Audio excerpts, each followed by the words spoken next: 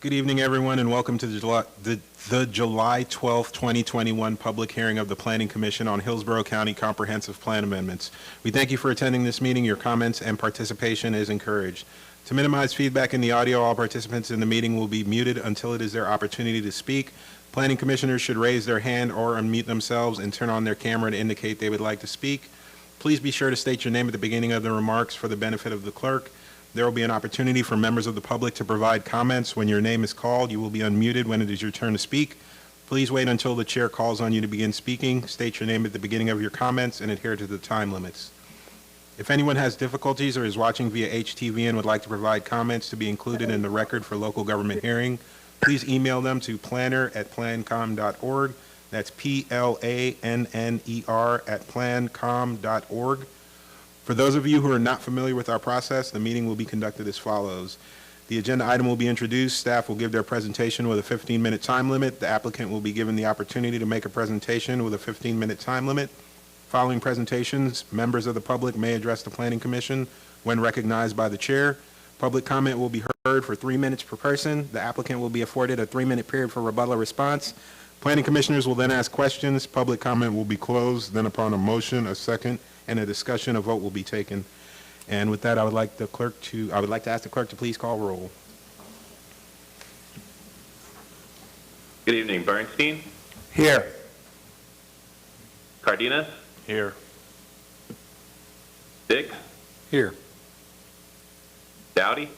Here. Handy? Here. Kress?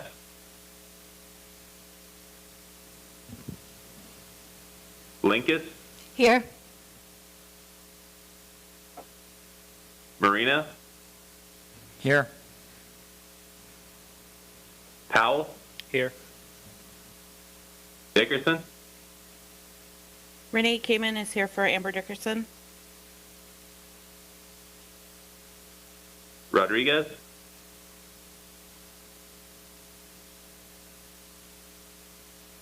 Here. Yes. Commissioner Rodriguez? No. Joseph? Here. Thank you. You have a quorum. Thank you. All right. And before we get started with the items in this meeting, we have to go ahead and deal with the business of Commissioner Handy's ability to vote. If there is a commissioner who would like to make a motion, I will entertain such motions at this time. Commissioner Powell. Thank you, Mr. Chair. I'd like to make a motion that we permit Commissioner Handy to be able to participate and vote in this public hearing. Thank you. It's a motion by Commissioner Powell. Do I have a second to that motion? Second. Nope. All right, Commissioner Marino. Forcefully. I have a motion to allow Commissioner Handy to vote and participate in this meeting virtually. Second by Commissioner Marino. Oop, yes. Mr. Chairman, just for the record, that the reason this request was made because of some extraordinary circumstances that prevented her from being here this evening, and she's made this request to appear virtually because of those change of circumstances. Okay. Was that recorded?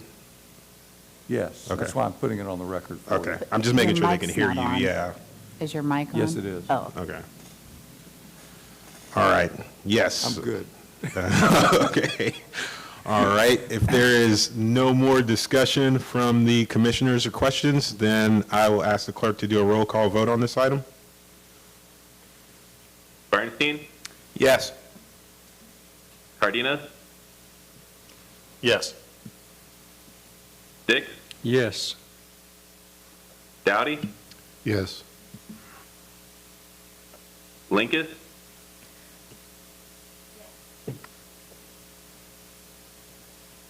Linkus? Yes. Marina? Yes. Powell? Yes. Joseph? Yes. Motion carried 8-0. Thank you. All right. With that out of the way, we will move on to our first action item of business tonight. It is Hillsborough HCCPA 21-10 Comprehensive Plan Text Amendment, Recreation and Open Space Section Update, and the presenter is Ms. Melissa Dickens. Good evening, Commissioners. I believe Mr. Guerra is going to be sharing his screen.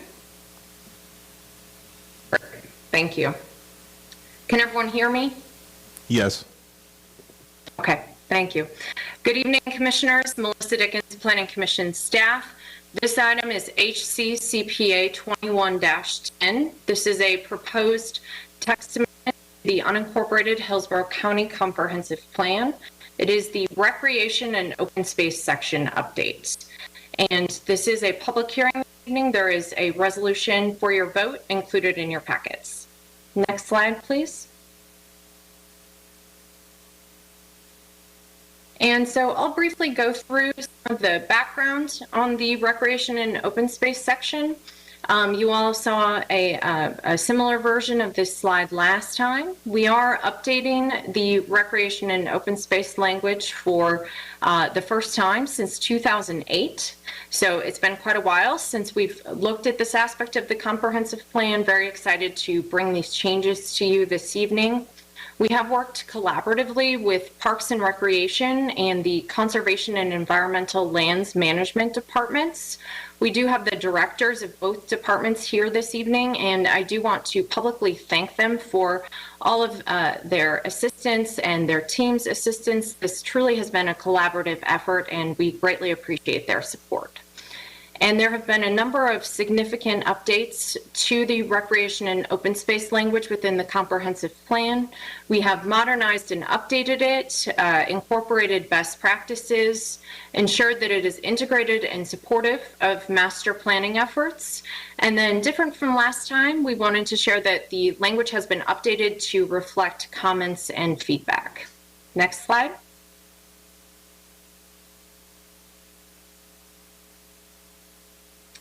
And so I do want to take a couple of moments to talk about the stakeholder and public engagement for the recreation and open space section. As we all know, parks are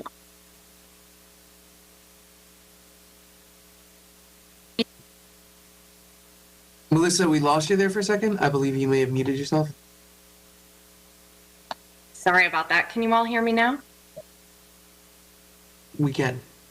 Okay, thank you. I'll go ahead and start over on the stakeholder and public engagement slide. Thanks for giving me a heads up. So we wanted to make sure that the stakeholder and public engagement for recreation and open space really reflects the importance to the community. Parks are something that are fundamental to our residents. They're fundamental to youth of this community, both recreation parks as well as conservation parks. And so we wanted to make sure that we had a really robust and broad public outreach effort as part of this update.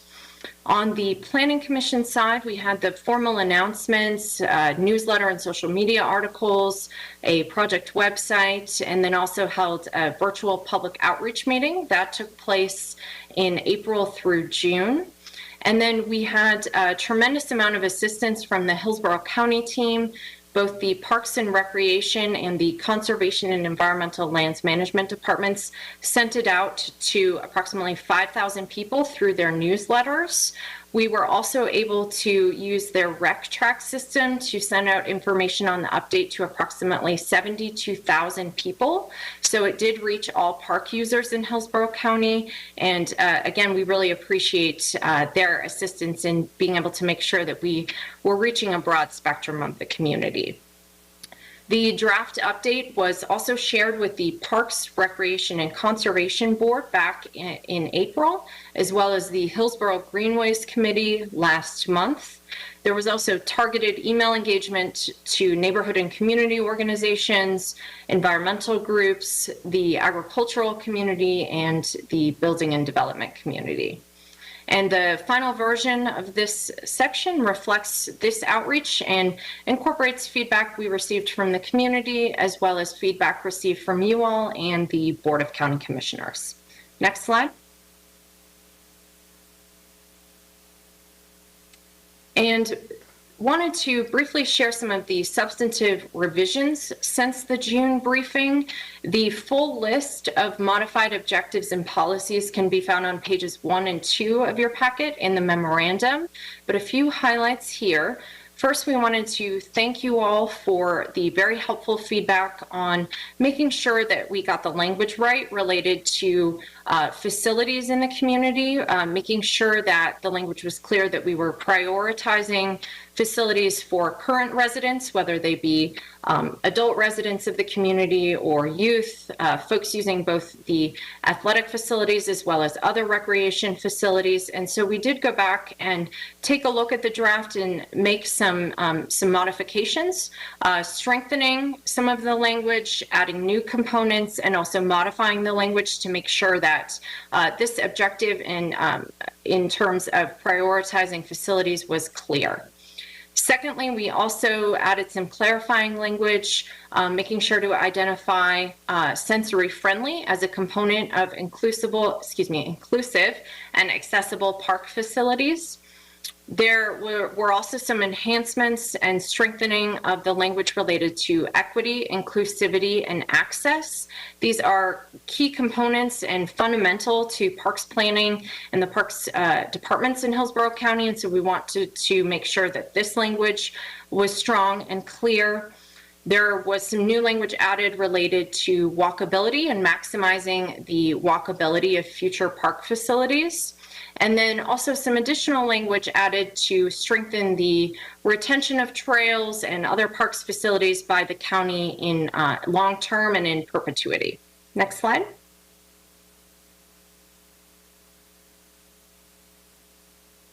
And in summary, the updated recreation and open space section has 1 goal, 7 objectives, and 66 policies.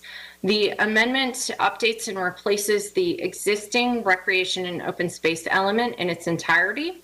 The amendment also moves and streamlines and realigns some of the other parks-related language to the appropriate location in the comprehensive plan as part of this amendment.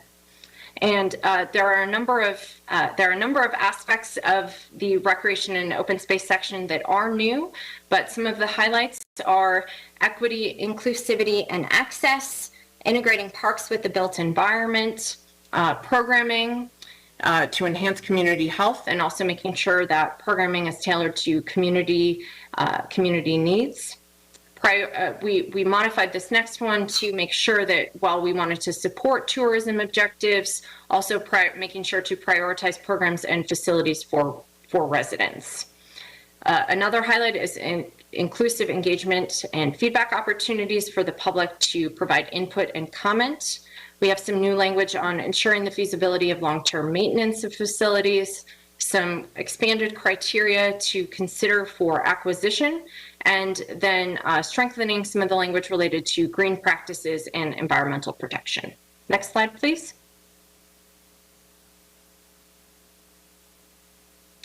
This was sent out to local, regional, and state agencies for their comment. We received no objections. We received 3 comments, and those are included in your packet. Next slide.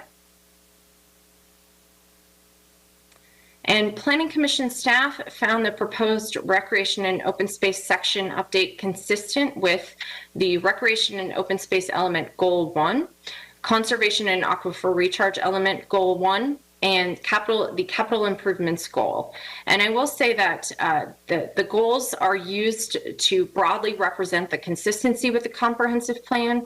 There are a number of other objectives and policies that would also speak to consistency and would also identify areas where this amendment is consistent, but for brevity and for space sake, we have limited the review to the goals. Next slide. And so where we are in the process, after this meeting, there will be a BOCC public hearing on August 19th. Provided it is transmitted, it will then go for formal state and regional agency review and comment, and then come back to the Board of County Commissioners in October for an adoption public hearing. Next slide. And your Planning Commission staff recommends the Planning Commission find HC CPA 21-10 consistent with the future of Hillsborough Comprehensive Plan for unincorporated Hillsborough County and forward this recommendation to the Board of County Commissioners. And this does conclude my formal presentation this evening. I'm available for questions, and we also have the directors of the Parks and Recreation and Conservation and Environmental Lands Management here as well. Thank you. Thank you. All right. Did we have anyone to sign up for public comment on this item? We had one person sign up, but they did not indicate which item they wanted to speak to. I don't know if Medhat Gad is on the line. We could find out whether it was for this item or another one. Okay.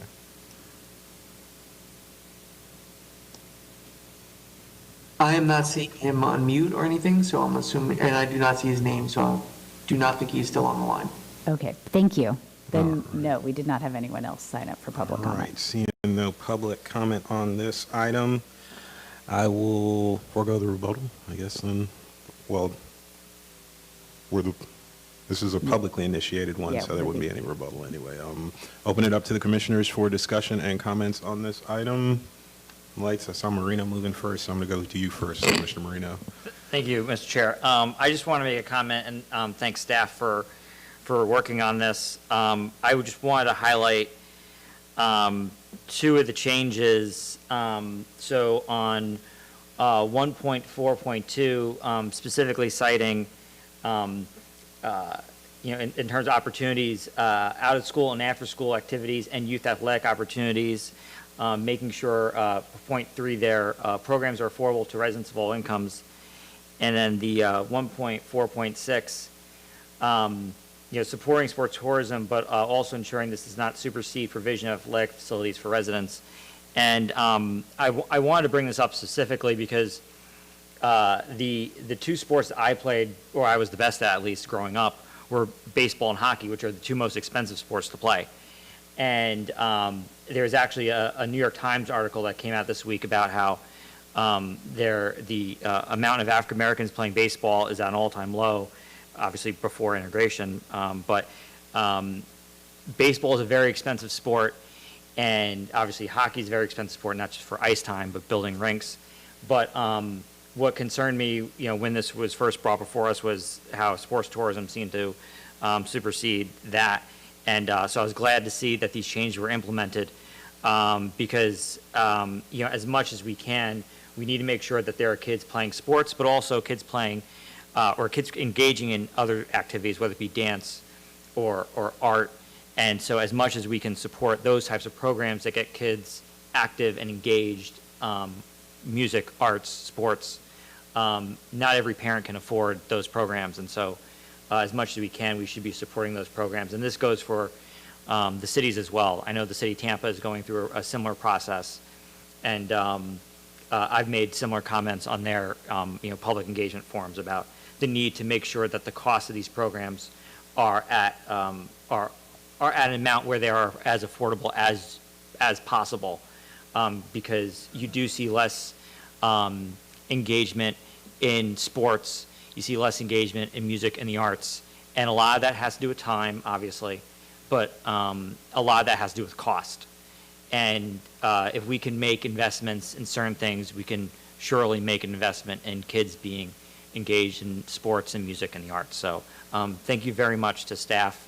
Also for reaching out to me, but for making those changes. Thank you so much. Thank you, Commissioner Marino. Some good comments. Commissioner Powell. Thank you, Mr. Chair. I had a question when this had come up before us in the briefing about, it mentioned for those who have sensory issues, and one of the questions I wanted to ensure or see if it could be incorporated was the ability for those who have sensory issues, for wayfinding. And I didn't see really anything in the language that sort of pointed out or included anyone with sensory issues other than maybe policy 151. And I just wanted to find out from staff if there was anything that maybe I just had overlooked that does include them.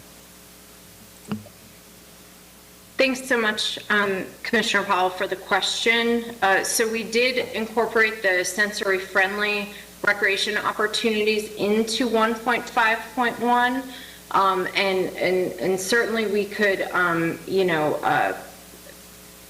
look at the wayfinding language and see if if it's the desire of the commission to strengthen that language to be more specific. We could do that during this meeting, but where we did make that specific change was in 1.5.1. Okay, all right, thank you.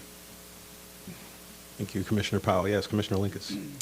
I just would like to commend staff because this is a much needed update, given that the last version of this was 2008, and I do feel that this is kind of hitting all the marks for what is considered important in contemporary park planning. I really want to just commend the emphasis on accessibility, and there's a lot of different ways that you've treated the accessibility issues here, both kind of proximity to the community, prioritizing areas that are underserved, different kinds of issues of access for different users. I mentioned the age and a lot of different users. So I think that was really well done.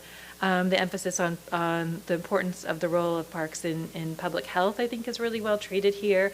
So I think there's quite a few places where you have really modernized the agenda for the community, and that comes across. So thank you. Thank you, Commissioner Linkus. Yes, Commissioner Dowdy. Thank you, Mr. Chair. I'd also like to echo some of the comments from my fellow commissioners, but to thank staff for paying attention to the environmentally sensitive areas in the wildlife corridors and making sure that that connectivity has also been addressed in the language. So thank you. Thank you, Commissioner Dowdy. Is there any more discussion or questions from the commissioners? I'm not seeing any on the WebEx or any more in the room. All right, I will go ahead and close the public comment on this item and then open it up to motions from the commissioners on this item. Commissioner Marino? Thank you. I move that we find the proposed text change for Hillsborough County CPA 2110 consistent with the future Hillsborough Comprehensive Plan for unincorporated Hillsborough County and forward this recommendation to the Board of County Commissioners. Second. All right, I have a motion for consistency finding by Commissioner Marino, a second to that motion by Commissioner Dowdy. Is there any more discussion from the commissioners on this item? Seeing none on the WebEx and none in the room, I will ask the clerk to go ahead and do a roll call vote on this item. Bernstein, Yes. Cardenas, Yes. Dix, Yes. Dowdy, Yes. Handy, Yes. Linkus, Yes. Marina, Yes. Powell, Yes. Joseph. Yes. Motion carried 9-0. Thank you. Thank you, Ms. Dickens. All right, on to our, all right, well, welcome back, Ms. Dickens. On to our next item, HCCPA 2111, Comprehensive Plan Text Amendment, Solid Waste Section Updates, and the presenter is Ms. Melissa Dickens. Yes, thanks so much. Good evening, Commissioners. Diego, I think the prior presentation is still up on the screen, if you wouldn't mind. Thank you. Good evening again, Melissa Dickens, Planning Commission staff. This is HCCPA 21-11. This is also a proposed text amendment to the unincorporated Hillsborough County Comprehensive Plan. This is the solid waste section update. And there is a resolution provided in your packet for a vote. This is a public hearing. Next slide. And wanted to start out with some of the context around solid waste planning. I'll go through this quickly, as I think you all did see a similar slide last time as well. But we are updating the solid waste aspect of the language within the comprehensive plan for the first time since 2008 as well. Due to the prior legislative requirements, the requirements of the what was the Department of Community Affairs, and the age of the element, we do have an outdated sort of disposal-focused solid waste element. It's really focused almost exclusively on disposal and getting rid of trash as quickly as possible. And so it is a little long in the tooth and not necessarily aligned with the current thinking of Hillsborough County or the current needs of Hillsborough County. We do have capacity challenges. The resource recovery facility is at capacity, and as there is increased population growth, the additional waste that comes from that population growth is being landfilled. And so there is a real need to re-examine the long-term approach to how we look at waste. This update was very timely in that it can provide a framework for the county transitioning to sustainable solid waste and sustainable solid waste policy. Next slide, please. And some background on the update itself. This is the first section of the governance chapter of the county plan update. We have worked collaboratively with Hillsborough County's Solid Waste Management Division and the Innovation and Resiliency section of the Environmental Management Division. We really want to thank our county partners for their assistance and input on this update. We do have representatives from these sections here this evening, so a big thank you again to them for their ongoing assistance and collaboration. And the solid waste section update sets the long-range policy for sustainable solid waste management in a variety of ways. First, it provides a framework for reducing waste generation and maximizing waste diversion. It also directs updates to other county documents such as the Land Development Code. The updated section also provides an opportunity for the county to explore new opportunities for beneficial uses of waste, and it provides policy direction to guide programmatic enhancements and capital projects. Next slide. There were a couple of revisions since you all saw this document back in June. First, we have added some clarifying language to provide for the county's role in handling electronic waste or e-waste, and then also added some new language to ensure that new residential development and new growth does not adversely affect the solid waste collection service. Next slide. And in summary, the updated solid waste section has one goal, 4 objectives, and 28 policies. The amendment updates and replaces the existing solid waste element. Also, as part of the update, we're adding new definitions and modifying the level of service in the capital improvements element to something that is more in line with what the county is seeing today in terms of generation. There are a number of updated sections in the new solid waste section. Some highlights are here below. First, making sure that the county is a leader in sustainable solid waste, both in practices and by example. We have a tremendous shift from a disposal-focused plan to one that is centered on the integrated hierarchy of waste management. That's the inverted pyramid that I shared last time that talks about how different aspects of waste should be prioritized.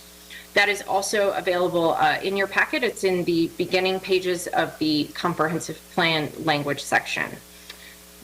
There are expanded sections and more policy language to speak to implementing that integrated hierarchy focused on waste reduction, reuse, and recycling. We have added new language on leveraging waste as a resource and energy recovery, an increased emphasis on working with others, coordination, partnerships, and collaboration, and then some language to provide clarity on solid waste facility siting and resiliency. Next slide. And this section also went through a very robust stakeholder and public outreach process. We had a similar approach in terms of making formal announcements, newsletter articles, social media, creating a project website, and holding a virtual public outreach meeting. That took place from April through June. And then we had some really wonderful assistance from the Hillsborough County team. They provided some information and context for more targeted solid waste stakeholder outreach. So perhaps as part of our normal comprehensive plan, update operations were not necessarily reaching all of the folks involved in hauling or recycling or those that may have a vested interest in this section. So we were able to communicate this with them and coordinate with them directly with the assistance of the county. We also did some other targeted engagement to the residents of Hillsborough County, environmental organizations, the agricultural community, and building and development. And then the final version of the section reflects this outreach as well as input received from the Board of County Commissioners and from you all during the briefing. Next slide. And we received no objections from any of the reviewing agencies. We received comments from 3. The full comments provided from the reviewing agencies are available in your packet. Next slide.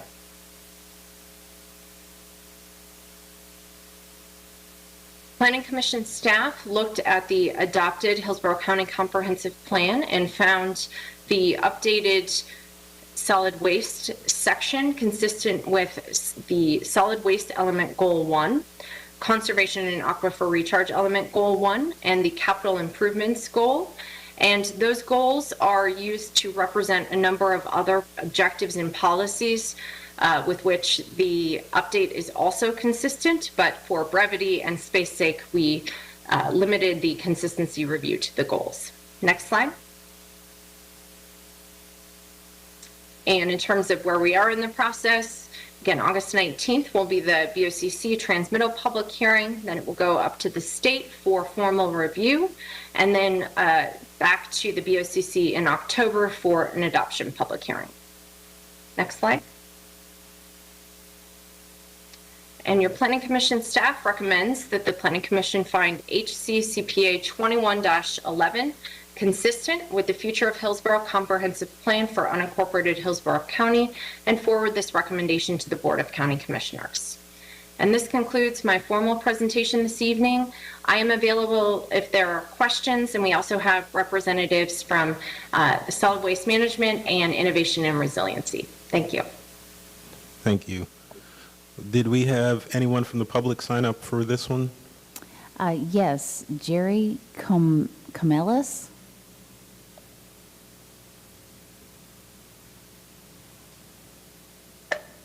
I'm not seeing Jerry on the call. Okay, then that was it. Right. Well, moving right along then to comments, questions, and discussions from the commissioners on this item. I'm not seeing any in the room. I did have a question for myself, Ms. Dickens. I was wondering about this level of service, solid waste level of service. It shifted, looks like, in the capital improvement element from 8 to 6 pounds of solid waste per capita per day disposal. I'm just wondering if someone could talk a little bit about that. What was the rationale behind that? Why Sure, 8? Why I can 6? provide. Okay. Oh, sorry. Go ahead. Sorry, I missed the second part of your question. I unmuted myself too aggressively. I was just wondering why 8, why 6? Just have someone talk about it. I mean, it's a shift in capital output, that sort of thing. So I'm just wondering where that came from. Sure. So I can generally say that the 6 is much closer to what is actually being produced in Hillsborough County today. And, you know, there wasn't really a need to have that 8 pounds per capita per day. And I will also see if Travis Barnes or Kim Byer are on the line and might be able to provide additional detail. Hey, Melissa, this is Travis Barnes, Planning Commission staff. I'm with the Innovation and Resiliency and work on a lot of our recycling and solid waste issues. So currently, we're not generating anywhere close to that amount of garbage and disposal capacity. We're actually closer to about 4.7 pounds per person per day, which is below the national average. EPA estimates at about 4.9 pounds per person per day. We're estimating, based on numerous consultant studies, that could potentially grow up through 2040, and that ranges from 5.32 pounds per person per day up to 5.73 pounds per person per day. So even at 6 pounds per person, we have extra capacity, and we thought that 8 was just too high, given that we want our shift focus to waste reduction, encourage recycling, and more beneficial use of our waste, and not just focus on disposing of that in the landfill. Thank you. I had also one more question on the resource recovery facility that's at capacity. What is going on there? Is there a plan? This is just a, personal curiosity here, sorry. Is there a plan to do something about that, or is that someone being made aware of this? I mean, if there's a resource recovery facility at capacity, that seems like it's a pretty important thing. So I'm just wondering if there's any And I plan. think Kim Byers on the line, and she can speak to that. Thank you. Thank you. Kim Byers, Solid Waste Division Director. Thank you for that question, Commissioner. Yes, we are addressing that with the Board of County Commissioners. They are aware that the facility is at capacity, and we are exploring options for potentially an additional facility or other alternative technologies to process waste to divert it from the landfill. Thank you. All right, those are my only questions from me. Was there any more discussion or questions on this item from the commissioners? Seeing none, seeing no hands on the WebEx, I will go ahead and close public comment and open it up to motions on this item from the commissioners. Commissioner Bernstein, please. Thank you, Mr. Chair. At this time, I would move that we find HCCPA 21-11 consistent with the future Hillsborough Comprehensive Plan and forward it on for consideration by the Board of County Commissioners. Second. It's a motion of consistency finding by Commissioner Bernstein, a second by Commissioner Dowdy. Is there any more discussion from the commissioners on this item? Not seeing any, I'll ask the clerk to do a roll call vote on this item. Bernstein? Yes. Cardenas? Yes. Dix? Yes. Dowdy? Yes. Handy? Yes. Linkus? Yes. Marina? Yes. Powell? Yes. Joseph? Yes. Motion carried 9-0. Thank you, and thank you, Ms. Dickens, and thank you to all the waste management staff who was on the line for the information. Thank you very much. All right, on to our next item. It is HCCPA 2112, another comprehensive plan text amendment, and is the coastal management section update, and the presenter is Diego Guerra. Good evening, ladies and gentlemen. Diego Guerra, Planning Commission staff. Today I'll be covering. We can't hear you. Oh. Well, we can barely We're hear having a you. hard time hearing your microphone. Can you move closer to your microphone, please? Sure. Can you hear me now? It's a little bit better, but it's still kind of a little low.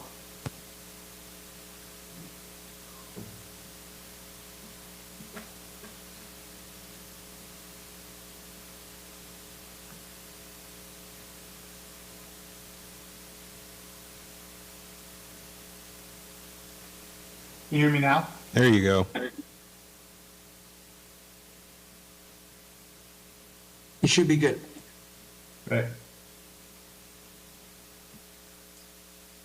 Good evening, ladies and gentlemen. Diego Guerra, Planning Commission staff. Today I'll be presenting Hillsborough County Comprehensive Plan Amendment 21 TAC 12, the coastal management section. This is an action item and a resolution is provided in your packet. The coastal management section is part of the third phase of the comprehensive plan update and part of the natural open space chapter of the comprehensive plan as depicted on the graphic to the right.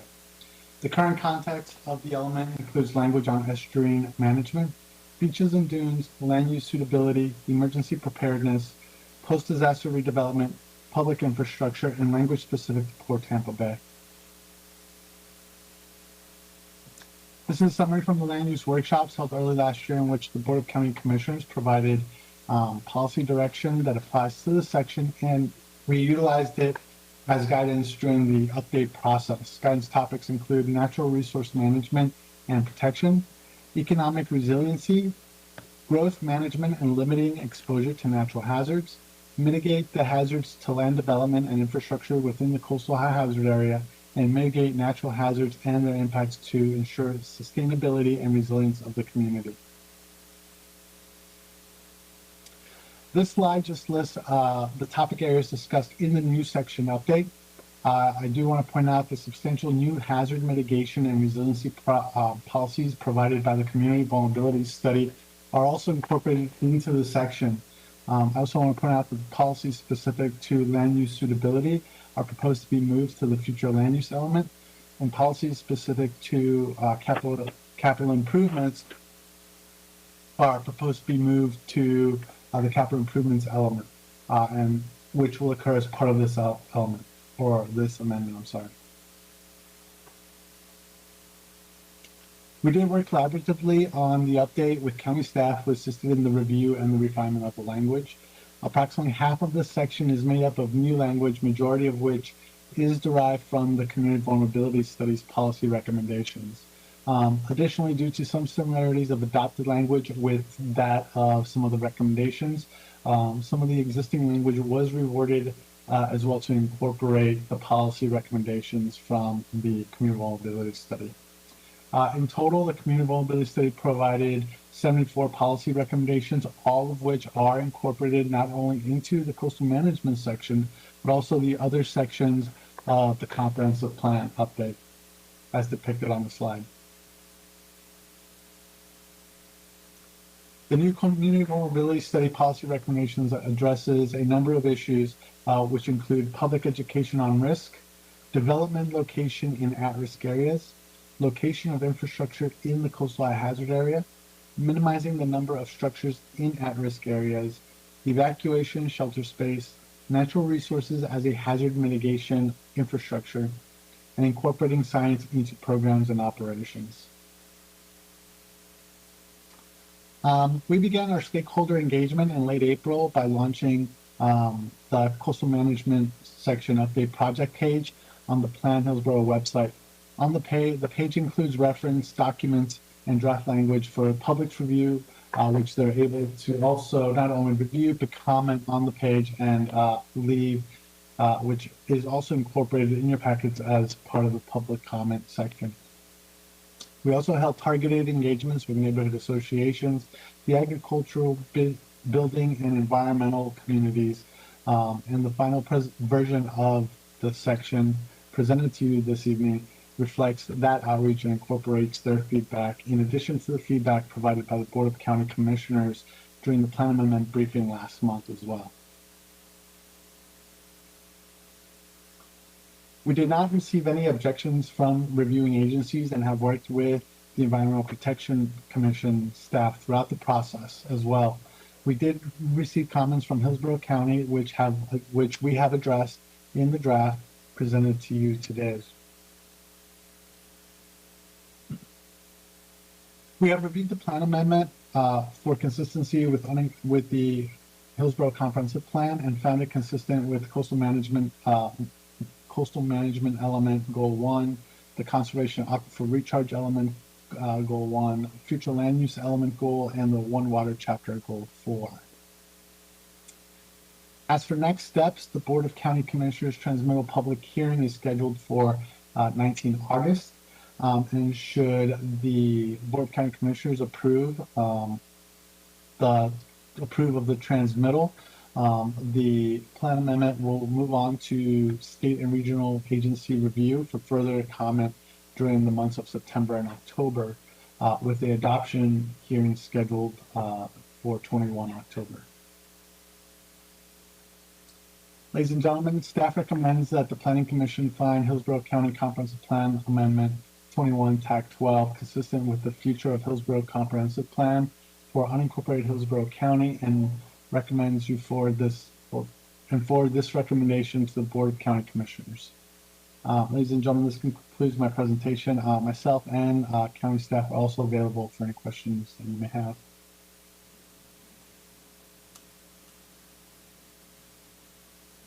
Thank you, Mr. Guerra. All right. Did we have anyone from the public sign up for this one? No, sir. No. All righty, then I will turn it over to the commissioners for discussion or questions, comments on this one. I'm not seeing any in the room. Commissioner Dowdy, yes. Yeah, I would just like to thank staff, like in previous amendments, for including the language. I'm seeing the expansion and encouragement and evaluation of living shorelines and trying to expand the use of living shorelines in as many places as possible. I'd just like to thank them for sprinkling that liberally throughout this document. Thank you, Commissioner Daddy. Was there, and Commissioner Linkus, yes, please. I just want to also commend staff for this effort, which is so critical and addresses a lot of the concerns that are so important in planning today. And it also gives me great pleasure to see this being done by Diego Guerra, who was so passionate about this work when he was a student in the MERT program. So again, I just feel like the Planning Commission is putting the right staff on the right projects, and outstanding work is coming from that. So kudos. Thank you, Commissioner Linkus. Commissioner Powell. Thank you, Mr. Chair. I also just like to echo some of the other sentiments. I think this was a really great job. Two questions that I have as they relate to some of the land use updates. There was, it was A1019. Why is it the intent that those would have to go through a planned development process? Like, what was the reasoning behind that? I'm just curious. Yes, sir. Give me a second. I'll pull that language up right now.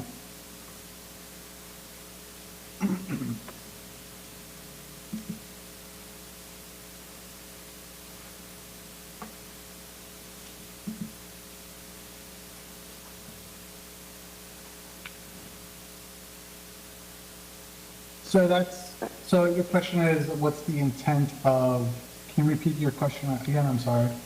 Well, my question is, why does that have to go through a plan? Why does it have to go through a plan development process and not, a different type of process? Like, why can it only be a plan development process? That's a good question, sir.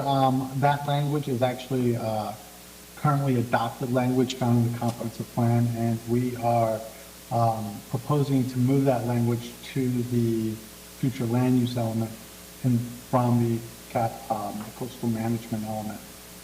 The reason that it's future land use, because the reason it's a plan amendment process is because it's specific to existing uses, and therefore that's why it's being moved part of the plan amendment process and not a rezoning process. It's specifically discussing land uses. Okay.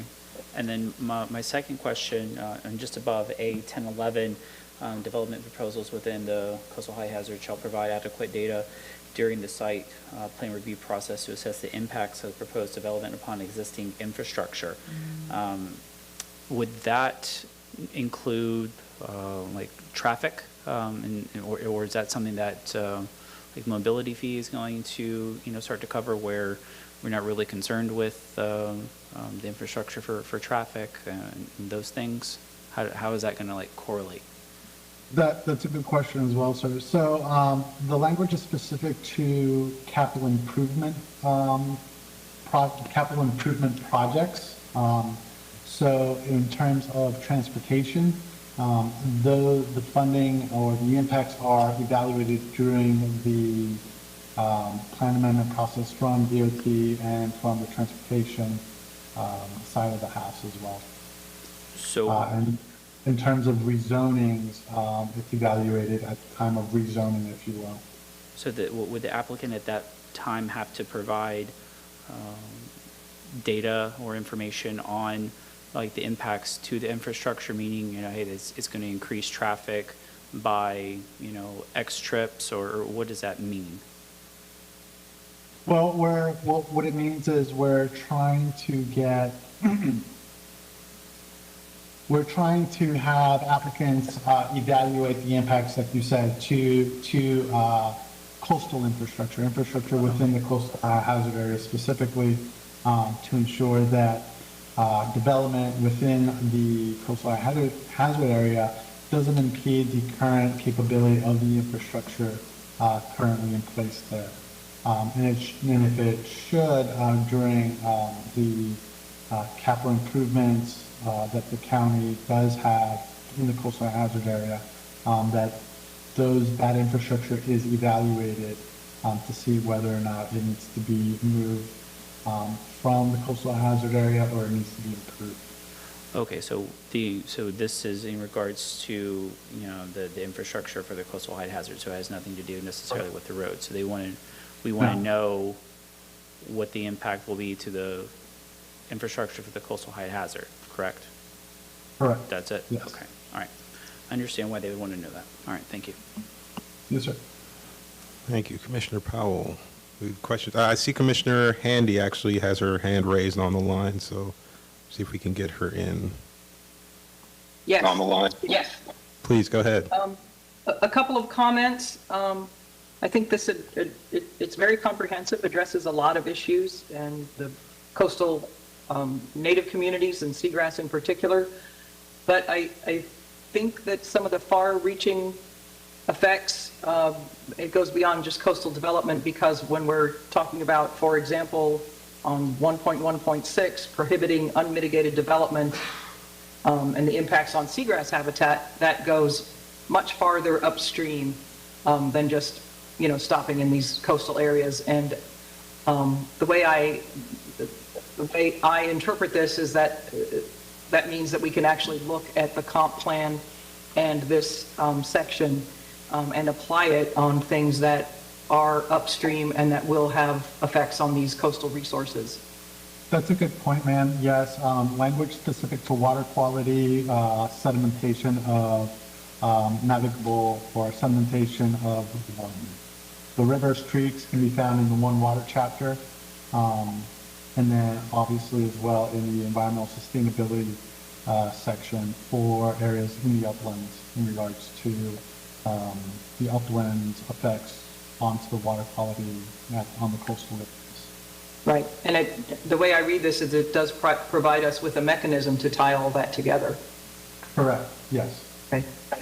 And then a second comment on that section 4.2 regarding the port. I think those are all terrific goals. I just wonder that recent preemption that was passed in Tallahassee that takes away local authority, local control with our ports.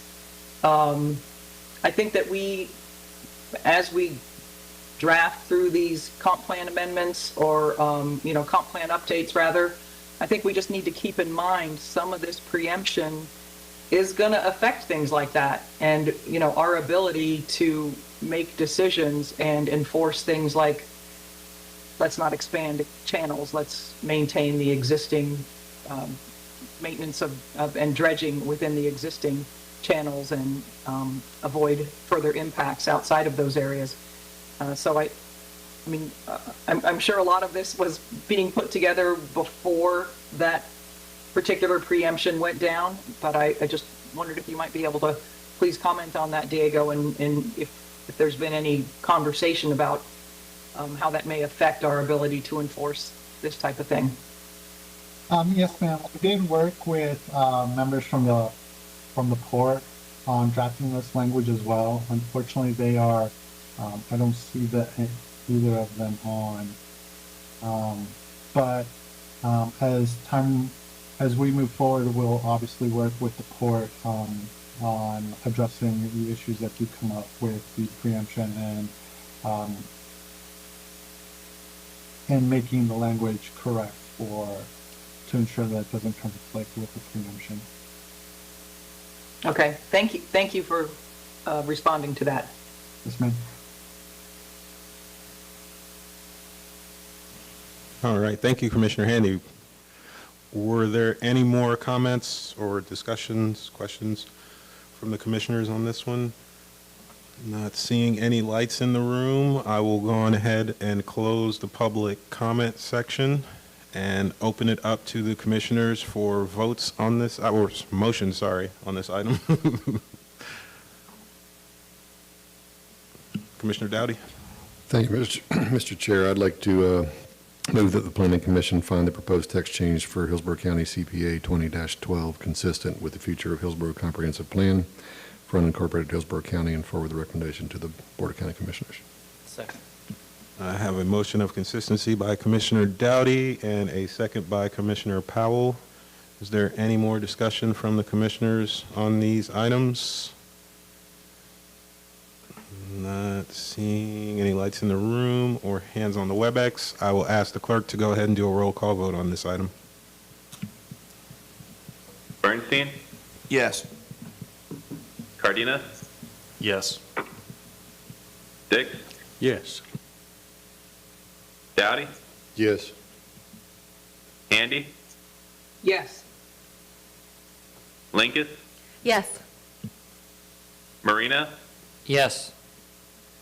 Powell, Yes. Joseph. Yes. Motion carried 9-0. Thank you, and thank you for the presentation and the great work, Mr. Guerra. Also to you, Mr. College, I see you out there on the line. Good work by the team.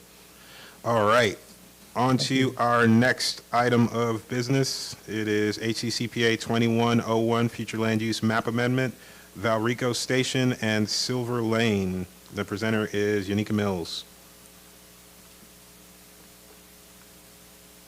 Good evening, Commissioners. Yanika Mills. Can you all see my presentation? Yes.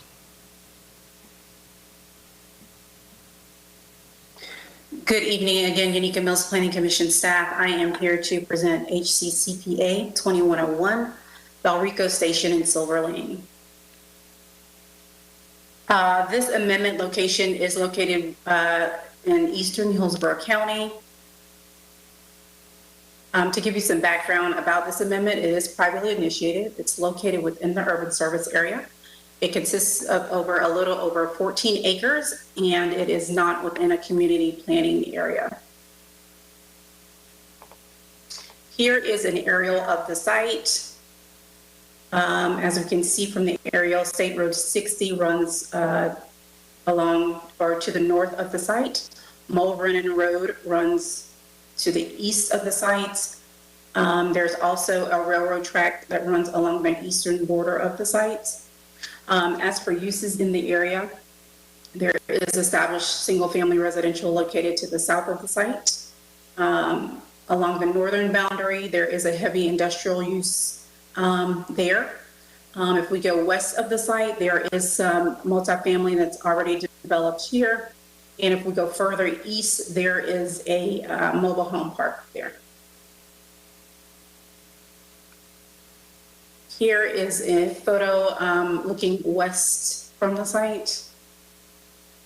Here is a photo looking east along State Road 60 from the site. And this is the multifamily that's developed internal to the sites. As for current future land use designations, from this map, you can see there's currently residential 20 located directly west of the site. We have residential 4 directly to the south of the site. We have across Mulrennan Road some residential 6, and the tip of the northern portion of the site is designated as residential 9, and then we also have some residential 9 to the north. And then on the north side of State Road 60, we have some office commercial 20 as well as suburban mixed use 6. And the proposal before you this evening is to change the future land use designation to residential 20.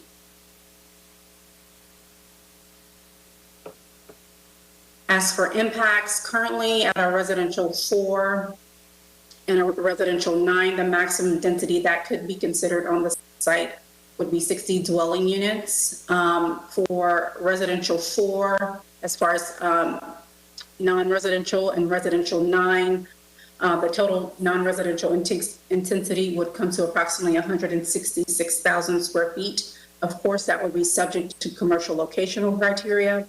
As for the potential with the residential 20, approximately 296 dwelling units could be considered on the site. However, that would not really be realized as the site is already developed with some multifamily development currently.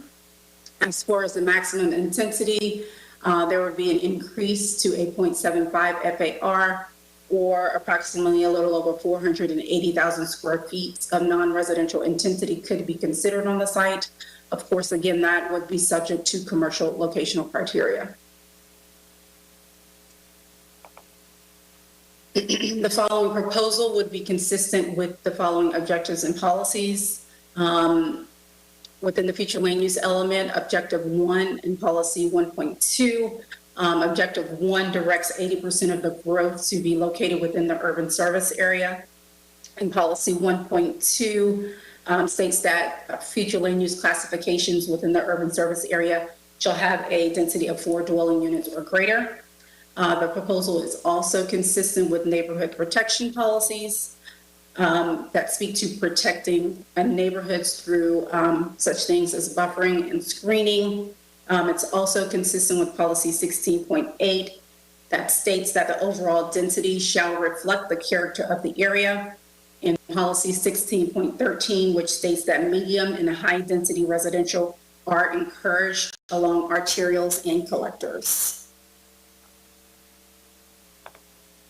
There were no objections received from any of the reviewing agencies, and Planning Commission staff found HCCPA 2101 consistent with the goals, objectives, and policies of the Future of Hillsborough Comprehensive Plan for unincorporated Hillsborough County, and recommends that you forward this recommendation to the Board of County Commissioners. That concludes my presentation, and I'm happy to answer any questions if you have them.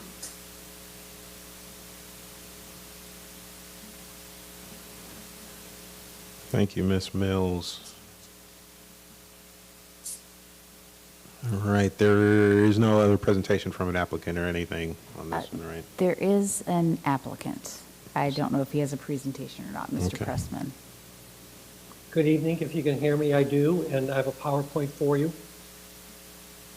Mr. Pressman, Yes, sir. Can you hear me, please sir? go ahead. Yes, we can hear you. Thank you. Lionel's going to load the PowerPoint for me.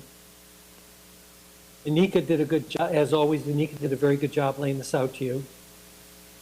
CPA 2101, next slide. Lionel, we'll go pretty quick through these. Staff recommendations consistent as you heard. Next slide, please. Critically, this is an expansion of the existing Valrico Station apartments.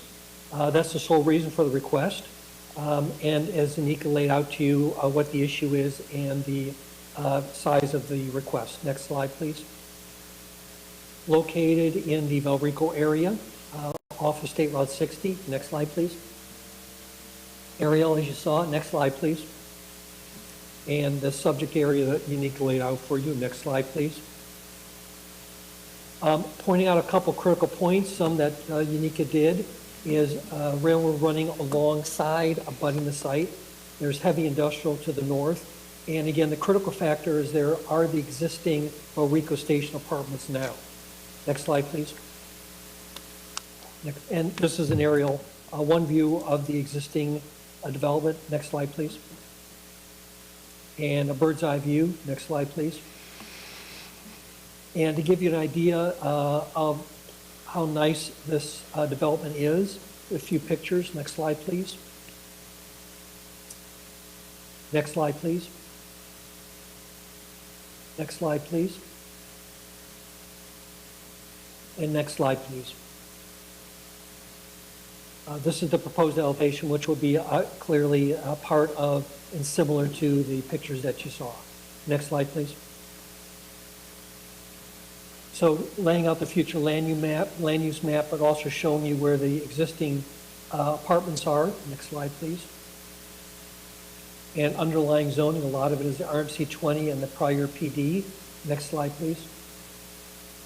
There was a 500-foot flex that was done as a part of some of the prior approvals. Next slide, please. And this would be the proposed future land use map. Next slide, please. Staff recommendation, just to emphasize a couple highlights.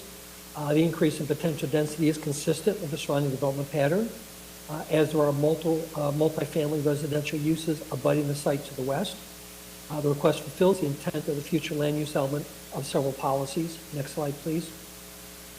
And continued, given the overall development pattern in the immediate area, the proposed changes from Res 4 and Res 9 to Res 20 is consistent with the growth management strategies, infill policies, and neighborhood protection policies of the comprehensive plan.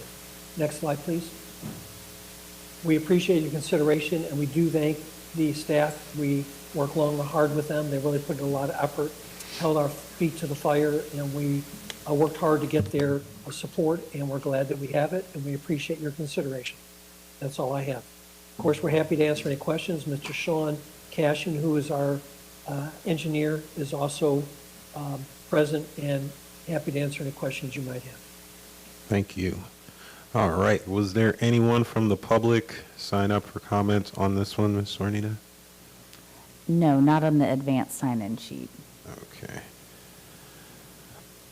All right, then I will go on ahead and open it up to the commissioners for comments and discussion on this one.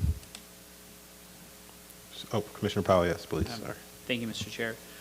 Just a kind of a question for the applicant. I'm not really clear on what the need is for the increase. Is it because it's already existing? So why are you going to be building more? Is that what I'm to understand? That is correct. This is an expansion of the existing project. Correct, sir. Okay, so it's going to expand further down into where Silver Lane is, essentially, like on the back side of the development?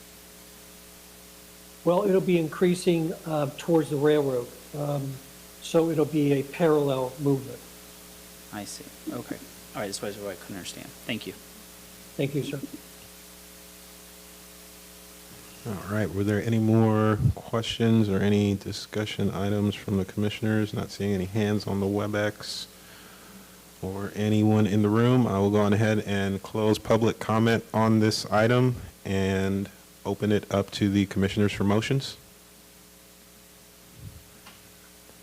Commissioner Bernstein.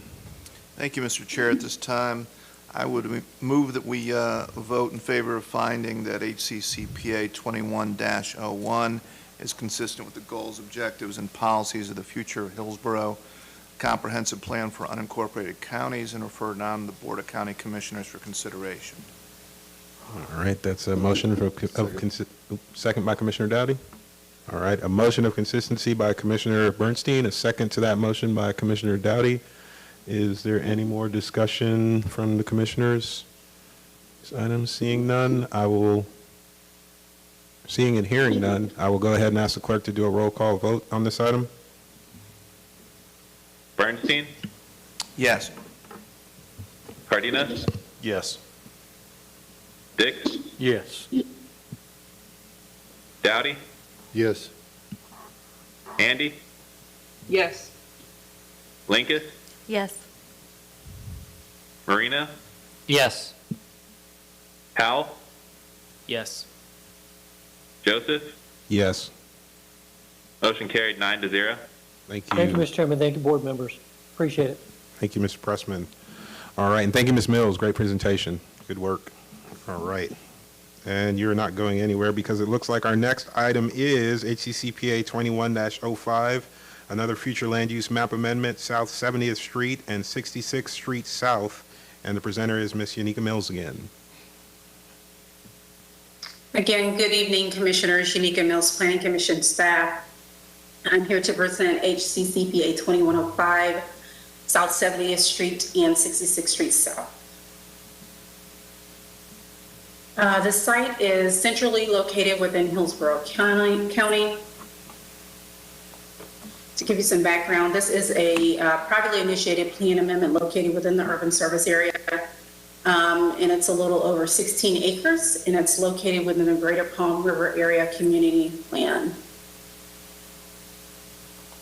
Here is an aerial of the site. To give you some layout of the land, Hartford Street is located north of the site. 70th Street is located along the western boundary of the site. 66th Street is located along the eastern boundary of the site. As for uses in the area, there is some established single-family residential to the south. There is some scattered single-family residential located along the northeastern portion of the site. Along 66th Street, it intensifies west of the site to industrial uses here.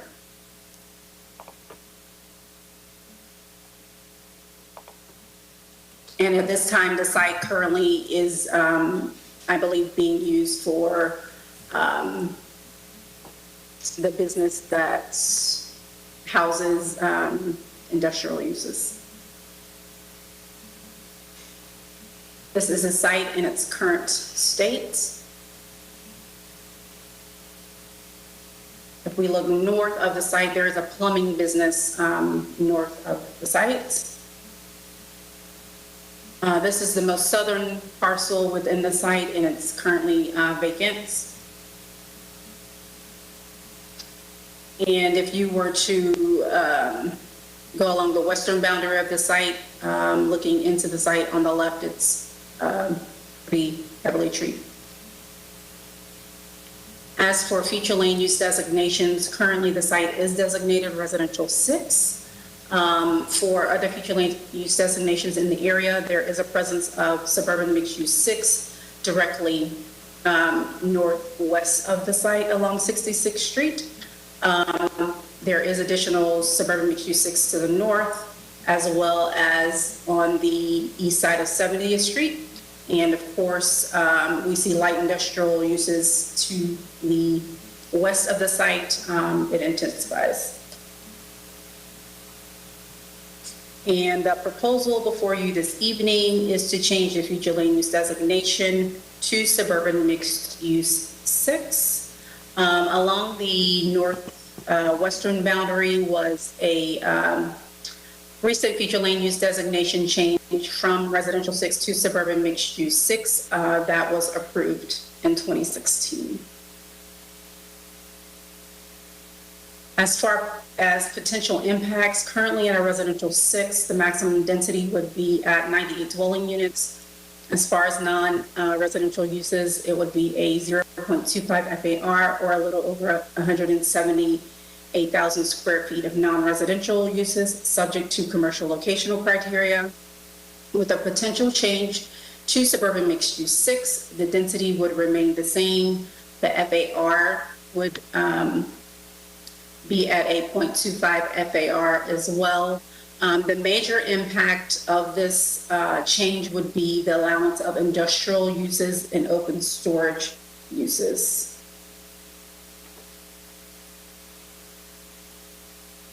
And this site is located within the Palm River redevelopment area as designated by the Hillsborough County Economic Development Department.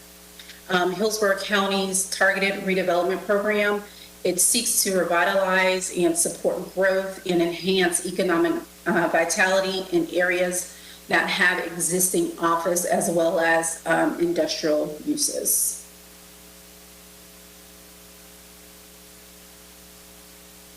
The proposed change to suburban mixed use 6 is consistent with the following policies and objectives. Objective 16, policy 16.2, 16.3, which speaks to neighborhood protection by using such mechanisms as buffering and screening. It also speaks to gradual transition of uses and development integrating into the area with like and complementary uses. The proposal is also consistent with Objective 26 and 26.1 of the future land use element, which gives direction to the county to identify target industries and to establish corresponding economic development areas. And finally, the request is consistent with the Greater Palm River Area Community Plan, which supports infill development and redevelopment that maintains and enhances the community's unique character.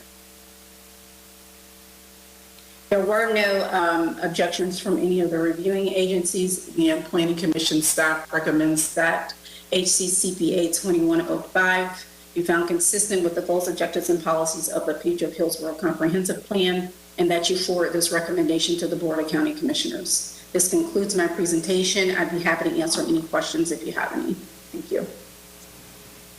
Thank you. Is there any presentation by the applicant? Yes, sir. Okay, please go ahead. Good evening, Mr. Chairman and Commissioners. My name is Tu Mai of HT Mai Inc. I'm here representing the applicant, Rigoberto Reyes. As Ms. Mills said, the subject property is located at South 70th Street and 66th Street South in Tampa. The applicant is seeking to change the future land use designation on 16.36 acres from Res 6 to SMU 6. Mr. Reyes and his family owns 4 parcels where he operates a small landscaping company on 6.87 acres, which is folio 048851. Under the county LDC, his landscape business is allowed 25% of the parcel to be used as truck parking and equipment storage on site related to the business. His intent is to change the future land use to allow for more open storage and truck parking for his own business expansion and for neighbors and friends who are truck drivers in the community. The properties are currently under violation with code enforcement. The applicant has cooperated with code enforcement to comply with all requirements in order to rectify the violations. On August 19, 2019, the applicant applied for a PD rezoning for open storage and truck parking. However, during the review process, Planning Commission staff felt that the future land use amendment to SMU 6 would be more appropriate for his future use. Therefore, this comprehensive plan amendment, along with a future PD rezoning, will allow the applicant to be in full compliance. Currently, to the north of the property, the future land use is SMU 6 and R6. Current uses are single-family homes and mobile homes. South of the subject site, the future land use is R6 with current uses as mobile homes. East of the subject site, the future land use is SMU 6 with current uses of open storage, and west of the subject site, the future land use is SMU 6 and LI with current uses of open storage and warehouse. As stated, the subject property is designated as Res 6 on the future land use map, which provides areas that are suitable for suburban scale residential development and non-residential uses. Res 6 is located to the north and south of the subject property. The light industrial plan and SMU 6 category are located to the east and west of the site and accommodates intense uses for processing, manufacturing, warehouse, and storage of materials. This area has over time transitioned into more intense uses. The proposed change of future land use to allow SMU 6 is compatible with the surrounding land uses in the area. The subject property is in the urban service area and adjacent to intense land uses directly to the west. As stated, the Hillsborough County Economic Development Department has determined that the site is located within the Palm River redevelopment incentives for pilot project area, which encourages office and industrial development at appropriate locations, which is approved by the Board of County Commissioners. In addition, the subject property is within the Greater Palm River Community Plan, which supports the opportunity for business and job growth, as well as supports compatible infill and redevelopment. A change from Res 6 to SMU 6 will still provide the opportunity for residential to be built on the site. This change would also provide an appropriate transition between the industrial to the west and the residential to the east. Overall, the proposed change would be comparable to the surrounding development pattern. We received more than 30 letters of support, which we have submitted into record. Mr. Reyes, the applicant, and Ms. Rodriguez are present tonight and waiting to speak on this amendment. To conclude, we concur with staff's report and respectfully request the Planning Commission's recommendation of CPA 21-05 to be consistent with the future of Hillsborough County Comprehensive Plan. Thank you to the Planning Commission staff for their findings and recommendation, and thank you to the Planning Commission Board for your time and consideration.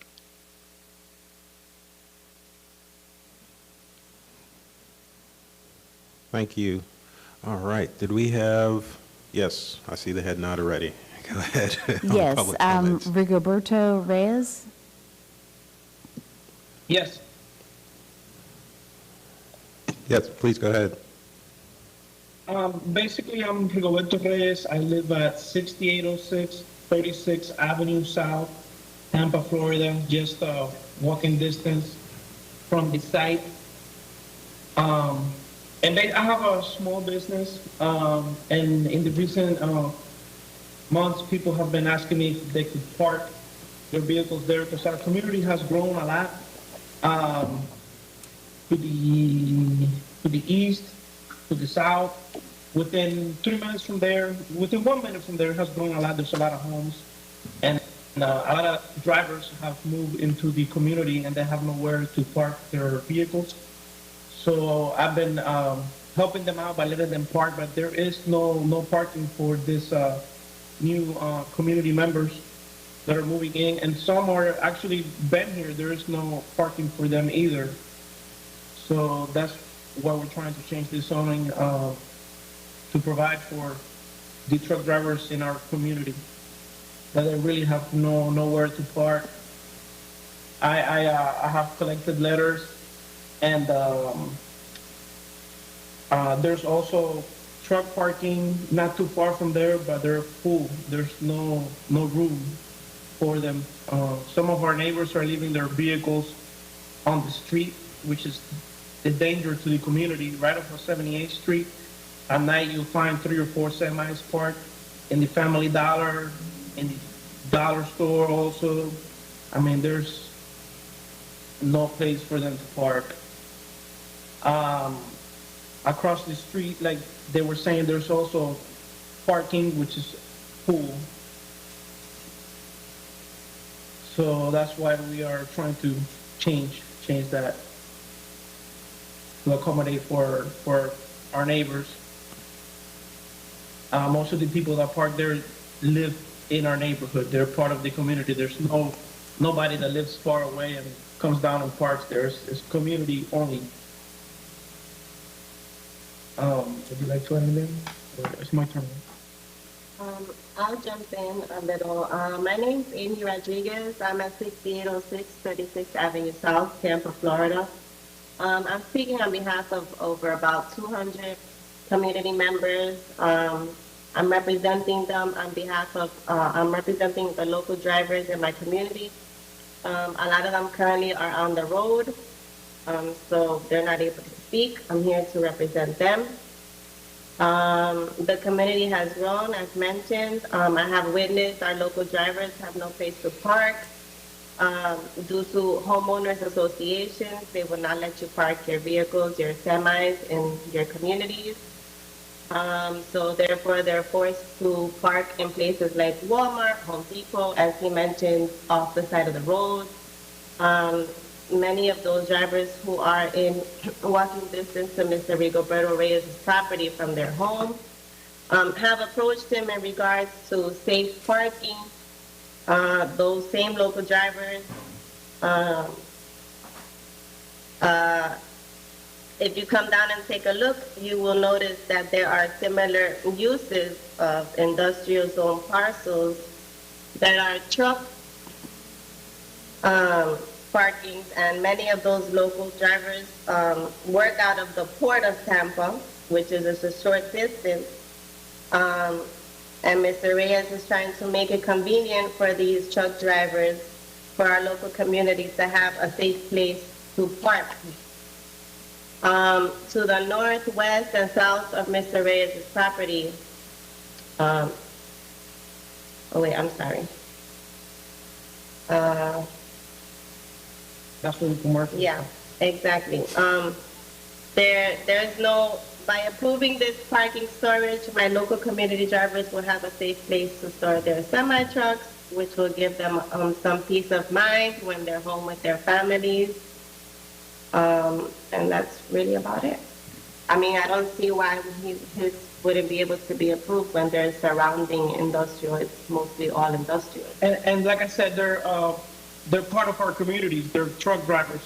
America moves on wheels, so, and Tampa has grown a lot, but they haven't accommodated the drivers parking for them to park. I believe my site and some other sites should be approved nearby, because I have at least, there's actually 15 people right now looking for somewhere to park.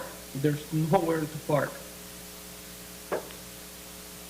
I have 2 entrances to my property. There was a concern, so I blocked one of the entrances off, but as there's a new construction site across the street, so vehicles going there, but those are not vehicles from my yard. Just all I'm doing is trying to help out the community and also provide for my family. Thank you. Thank you.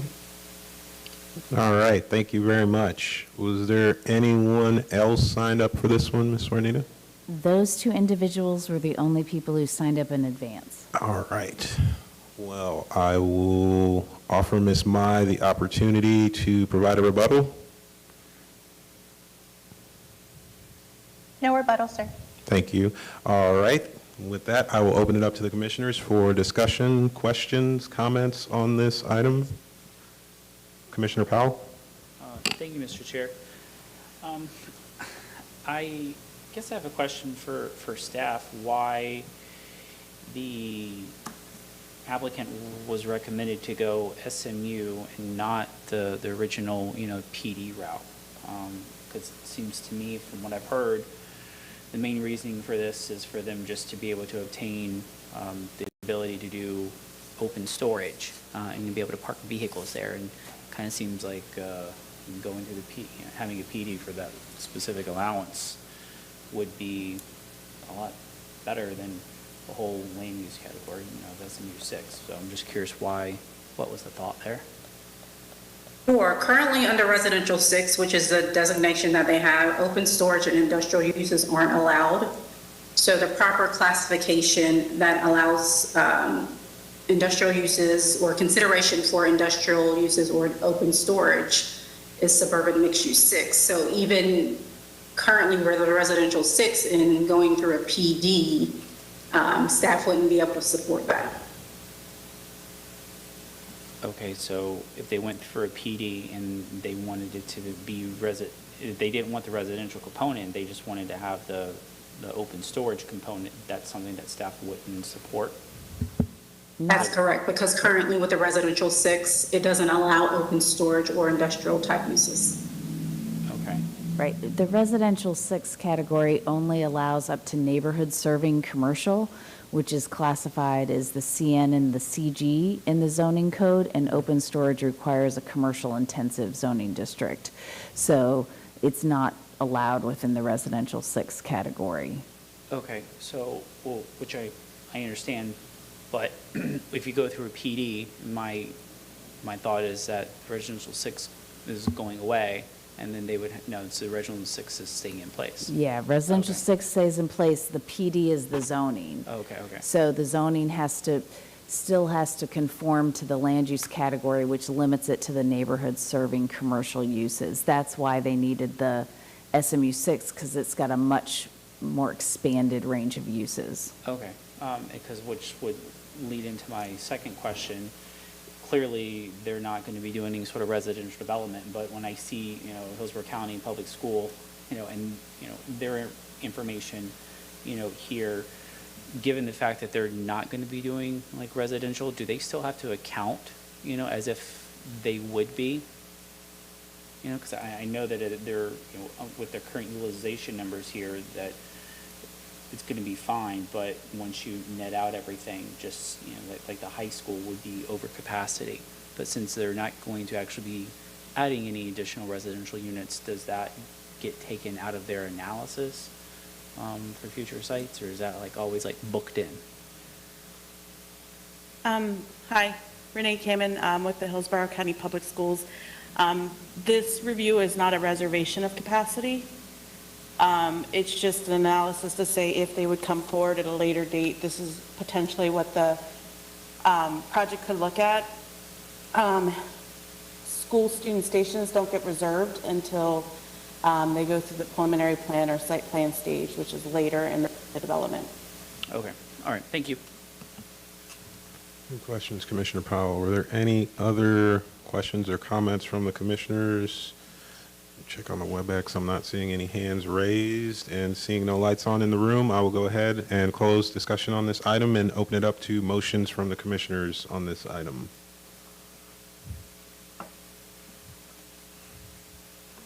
Yes, Commissioner Bernstein.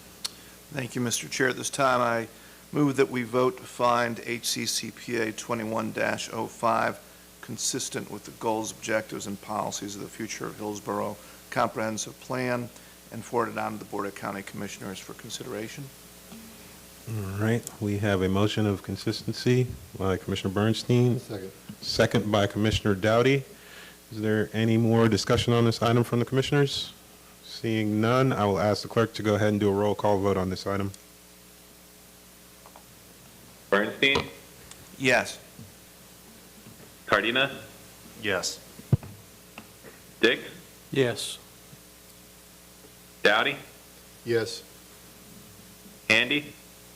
Yes. Lincoln, Yes. Marina, Yes. Powell, Yes. Joseph. Yes. Motion carried 9-0. Thank you very much. All right. Thank you. Thank you for the presentations and the information. And to the applicant, thank you for your time, citizens. On to Thank you. our next item. It is HCCPA 2106, another future land use map amendment, I-4 and 62nd Street, and the presenter is Tony Garcia. Thank you, Mr. Chairman. Tony Garcia, Planning Commission staff. Let me go ahead and pull up my PowerPoint for you.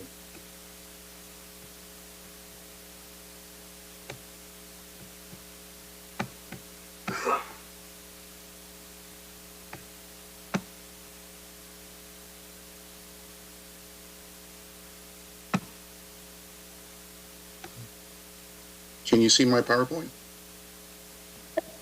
Not yet. It isn't up yet. Okay, hold on one second.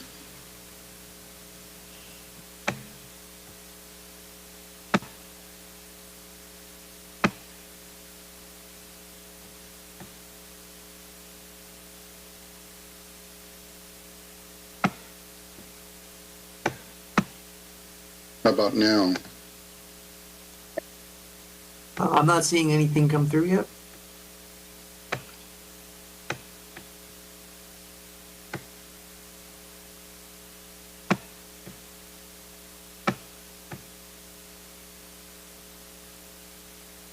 It's thinking.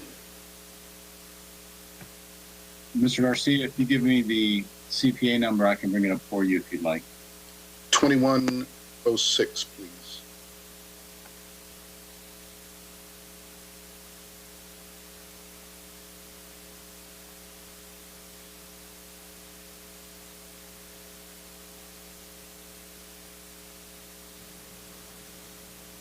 Thank you. It worked fine at rehearsal, but of course things do happen. So my apologies. So with no further ado, let me go ahead and get into this presentation. This is HCCPA 21-06, located in the general vicinity. Hang on for just a Interstate- second, Mr. Garcia. HTV doesn't have it up on our monitors in the room here. Give those. Okay. Give them a Not a second problem. to catch up here. There we go. Okay, I feel better now. Okay. HCCPA 21-06 is located in the general vicinity of Interstate 4 and 62nd Street. Next slide, please. As you can see, the subject site is centrally located among all the plan amendments that you have before you this evening. It's located right at the outskirts of the city of Tampa boundary, and I'll show you another slide that will give you a more accurate description of where this particular piece is located at. But it's right outside of the boundaries of the city of Tampa, right outside of 50th Street, just south of the interstate. Next slide, please. This is a privately initiated map amendment. It's approximately 104 acres in size. It is located within the urban service area, and it is also located within the boundaries of the East Lake Orient Park Community Plan. The subject site is outlined in that chartreuse color, at least on my screen it's chartreuse. The blue dotted line to the left and to the south of the site is the boundary, jurisdictional boundary, showing that to the south is the city of Tampa and to the north is unincorporated Hillsborough County. The site is located on the south face of Interstate 4 and is east of 50th Street and south of Martin Luther King Jr. Boulevard. It is also directly north of East Columbus Drive, which is to the south of the subject site. As one can see on this particular area, there are a variety of uses in the surrounding area. On the north face of Interstate 4 to the northwest of the site, there is some residential development there, as is to the east of 50th Street. Immediately to the south of the site are some light industrial uses. To the east are some scattered residential parcels. And further to the east of 66th Street, one can see that there is also some scattered residential parcelization, and gets a little bit more dense as one goes further to the east past 68th Street. Corporex Research Corporate Park is directly to the east of the site, the DRI that's been there for about the last 20, 25 years. Next slide, please. As it relates to the future land use category, the current site has an adopted future land use of office commercial 20. As one can see, part of the site does contain some water bodies, in addition to some wetlands, which of course they're not going to be visible to you on this future land use map. As far as the surrounding uses, there are quite a variety of different future land use categories in this area. As one can see on the north face of the interstate, that color is urban mixed use 20, that chartreuse color or light pinkish color. To the north of that is residential 6, and to the north of that again is the urban mixed use 20 category. So there's 2 examples of urban mixed use 20 there. Light industrial to the west of that site, west of 50th Street and Harney Road. And to the south of that, you have some community mixed use 12, residential 20, and then the red category, of course, is the office commercial 20, of course, that you see quite a bit of at the intersection of 50th and the interstate at that junction. The orange color to the east of the subject site is residential 12. To the south is light industrial. And then the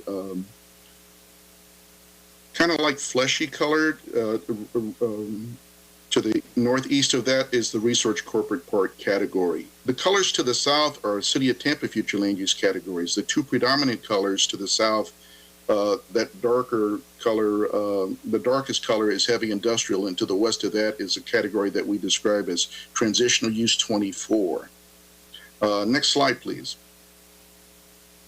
The applicant is requesting a change from the office commercial 20 category to the urban mixed use 20 category. As I've already told you previously, there are 2 examples of several large parcels to the north of the interstate that currently have the urban mixed use 20 land use category. Next slide, please. A couple of aerials to give you some greater context of what the site actually looks like. You can see the red pin there almost to the, not quite to the center of this particular aerial, but just to the north of center. You'll see the red dot, which exemplifies or describes the particular site that we're looking at. There are quite a few wetlands on the site. This has gone out for review to EPC, and we have received some initial comments from EPC. I do know that the applicant has had at least 1 meeting with the EPC, and we'll need to probably have several more once the applicant comes in. I believe they've already come in with their major modification to the existing plan development on the site, which will definitely have to be done for EPC to be able to properly delineate the site for any potential future use and functionality on the site. Next slide, please. So this particular angle shows you the water bodies to the left of the site, to the west of the site, and to the northeast of the site. These have been in existence for quite a while. I've gone back to aerials going back to 1958. These water bodies did not really exist in this current state back in 58 prior to the interstate being developed, and were actually modified to accommodate stormwater retention for this particular area, and also to provide fill for the overpasses for the interstate upon its creation and completion in 1965. One can also see to the south of the site that there is a light industrial presence or a non-residential presence to the south. And as one goes to the east of that red pin, once again, one can see the Corporex Park directly to the northeast of the site, and then the scattered residential, which lies to the east of the site on that one particular street there. Next slide, please. Some of the pictures I'm going to show you here are mostly going to be of 66th Street, which is, could you go back 1 slide, please, so I can give some, wanted to go ahead and thank you very much. Okay, so if you were to follow that red dot straight down almost, there's a road that goes straight down that you'll see that connects to that east-west street, which is Columbus Drive. The north-south street there is 66th Street, and that is a street that that most of the photographs that we have of the location, or at least in the surrounding area, I've taken photographs of for you to take into consideration, because that seems like the one place where the sign was put there, and I think that according to the applicant, is probably going to be one of the ingress egress point for this particular project if it were to come in and be taken into consideration by the county. Okay, next slide now. So this is at the beginning of the north end of that particular road. Next slide, please. And this is going south. There's a new home that was just built right around that turn. So there is some new scattered residential development that's been built in the area. Next slide, please. You can barely see it in this particular slide, but the orange sign is way at the very end of this particular picture. This is a tree canopied street. There's no residential to the left. There is some scattered residential to the east. Next slide, please. This is further up the road going southward to Columbus Drive, which also shows a little bit of residential to the left and also to the right. Next slide, please. This is actually a picture of the site. This is the raised portion of the site that directly abuts. It's on the west face of 66th Street that interfaces the residential to the east. Next slide, please. This particular slide shows the intersection of Columbus Drive and 66th Street. Next slide, please. This is looking westerly on Columbus Drive from this intersection of 66 and Columbus Drive. Next slide. This is a non-residential use on the northeast corner of that particular intersection of Columbus and 66. Next slide. This is a tire service business on the southwest corner of the particular intersection that we're looking at. Next slide, please. As far as the potential impacts to the site is already described as Office Commercial 20. Office Commercial 20, if we were to go ahead and maximize it out, in theory, if these were all uplands, it would have just over 2,000, the potential of 2,000 dwelling units, which would be the same density under the urban mixed use 20, since they both have the same density number. If we were to apply the wetlands density credit, which in this case would be applicable, one could apply it to come up with a total of just over 1,300 dwelling units under the Office Commercial 20, and of course the same number would apply under the Urban Mixed Use 20. Now the asterisk is to show you that this is an estimate because the actual development potential is depending on the final EPC delineation of the site. Also, the wetlands density credit is assuming that at least 50% of the site is wet. Under the maximum intensity for the Office Commercial 20, we're showing a 0.75 FAR, which is 600,000 square feet maximum. However, the commercial component of that development would be capped at 350,000 square feet. Under the Urban Mixed Use 20, you have a 1.0 FAR maximum intensity potential. If this were, again, all uplands, the gross acreage potential would be 4.5 million square feet of development. However, in looking at the aerial and being on the site, we know that a significant piece of the acreage that's coming in consists of existing water bodies and also that there is a significant amount of wetlands on the site. I believe that the 50% that we've just assumed is a conservative estimate. I am not an environmentalist, and I cannot just tell by looking at the aerials that we have or our overlays what percentage would be considered wetlands, but that is the job of the EPC, and that will be something that they will ultimately determine to come up with the final amount of developable uplands and also to determine the functionality for any roadway networks that may have to be built internally for this particular site. Next slide, please. As far as consistency finding, the site, the proposed use is consistent with the future land use element policy 1.4, which deals with compatibility in the neighborhood community development objective, which is neighborhood protection, policy 16.2, which deals with transition of intensities, policy 16.3, which deals with integration of uses, 16.13, which talks about the location of mixed use developments, and policy 19.1, which talks about the requirement of a mix of use. This is going to be required for this particular project to come in as it is in excess of 20 acres, and we'll have a mixed use category. There will be a requirement of more than just one singular use on the site. Also under the livable communities element, this is within the East Lake Orient Park Community Plan. Under the economic development section of that community plan, it talks about providing opportunities for business growth and jobs in the East Lake Orient Park community. The applicant, in requesting the Office Commercial 20 change to the Urban Mixed Use 20, the significant change there also is it allows research, corporate, park, and warehousing uses under the Urban Mixed Use 20, which is currently not allowed under the Office Commercial 20. So, to me, the biggest change, the most significant change is going to be the change of use. The change of use will allow uses that are going to be more in sync and in harmony with the existing research, corporate, park, and light industrial uses that already exist and are part of the fabric of this particular part of the East Lake Orient Park area, versus the potential for office commercial use, which would allow retail uses that could potentially allow much more traffic generation and also greater hours of operation. Next slide, please. As far as agency comments are concerned, we received no objections. The school board said that school capacity does exist in adjacent concurrency service areas to accommodate the project.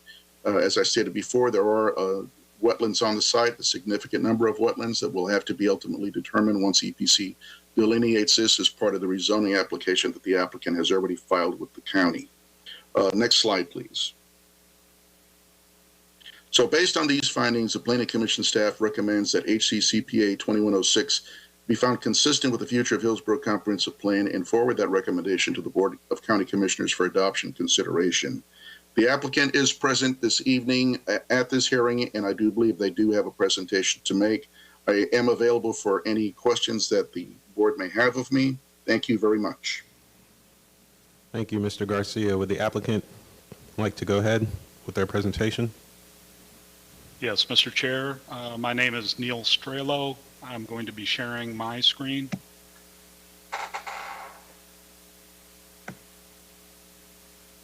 Please let me know when you see.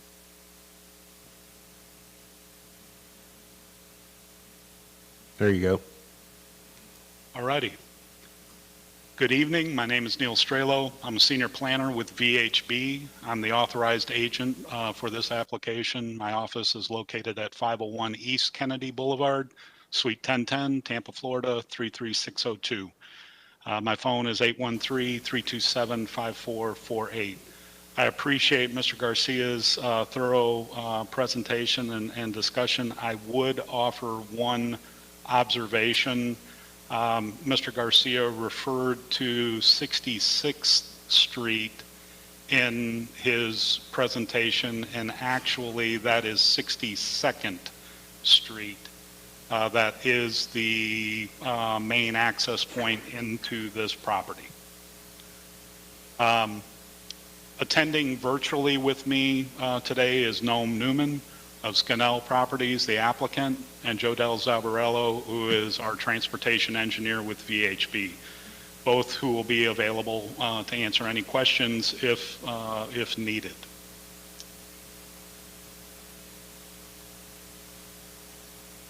As the staff has identified, the proposed future land use change includes this 104.96 acre parcel, and it is a request to move from the Office Commercial 20 to the Urban Mixed Use 20 to allow for a mixed use warehouse as a primary use and office as a secondary use project. The parcel is a portion of a previously approved planned development zoning, and it was known as the Revealing Truth Ministries Christian Center Church and School, K through 12 school. And it occupies all of the properties identified, both the subject parcel plus 13 other properties that are shown in red hatch as well. Only the largest parcel, the 104 acre .96 parcel, is part of this future land use map request. The remaining parcels are retaining their residential 12 designation, and all of the proposed buildings anticipated will occur within the limits of the UMU 20 designation.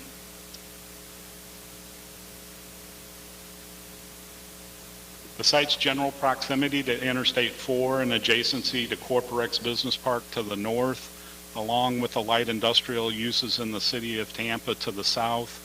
And this area's designation by Hillsborough County as an opportunity zone brings increased development interest to the property. Mr. Garcia did identify correctly that the applicant on June 17th of 2021 submitted our companion plan development major modification application to Hillsborough County Development Services. This application includes a maximum development program of 422,500 gross square feet, again with the primary use being warehouse and the secondary use being office. The applicant anticipates that the companion PD's conditions of approval will limit the development program to this maximum. This development program, as Mr. Garcia outlined, is substantially lower than the UMU 20 categories 1.0 FAR, and even with the wetland density credit, in fact, it is nearly only 1/10 0.9 FAR.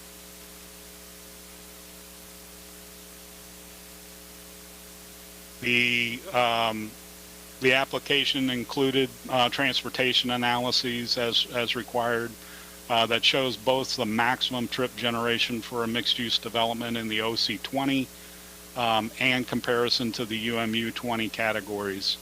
Again, the proposed development program that is being was submitted as part of the plan development major modification and will be codified in conditions of approval are substantially less. The table below is really showing that a substantial decrease in trips and even in relationship to the approved church and school uses on the existing PD zoning. Staff identified, and we had included in our PD general site plan representation of wetland conservation limits and impacts from the previous agency permitting. The site went through water management district permitting, but that has expired. And our team anticipates further discussions with agencies, EPC and the Water Management District in this companion major mod to define the final wetland JD limits and identify those impacts that the new uses create and define mitigation strategies, measures required in order to make that project site development design acceptable. We note that the application material submitted to staff and the actions taken to date in support are part of the record. We note that and appreciate the Planning Commission staff has found this application consistent, and we respectfully request your approval and would be glad to answer any questions if you have them. Thank you so much. Thank you, Mr. Strelo. All right. Did we have anyone from the public sign up to provide comment on this item? The only other person signed up was another colleague from VHB. I'm not sure whether or not he was part of the applicant team. Joe Dell was part of the team, and Noam Newman is the applicant. So I don't think there's any comments. Okay. I don't have anyone else signed up. Okay. All right. Well, seeing as that's all we have, then I will go ahead and turn it over to the commissioners for comments or questions on this item, discussion on this item from them.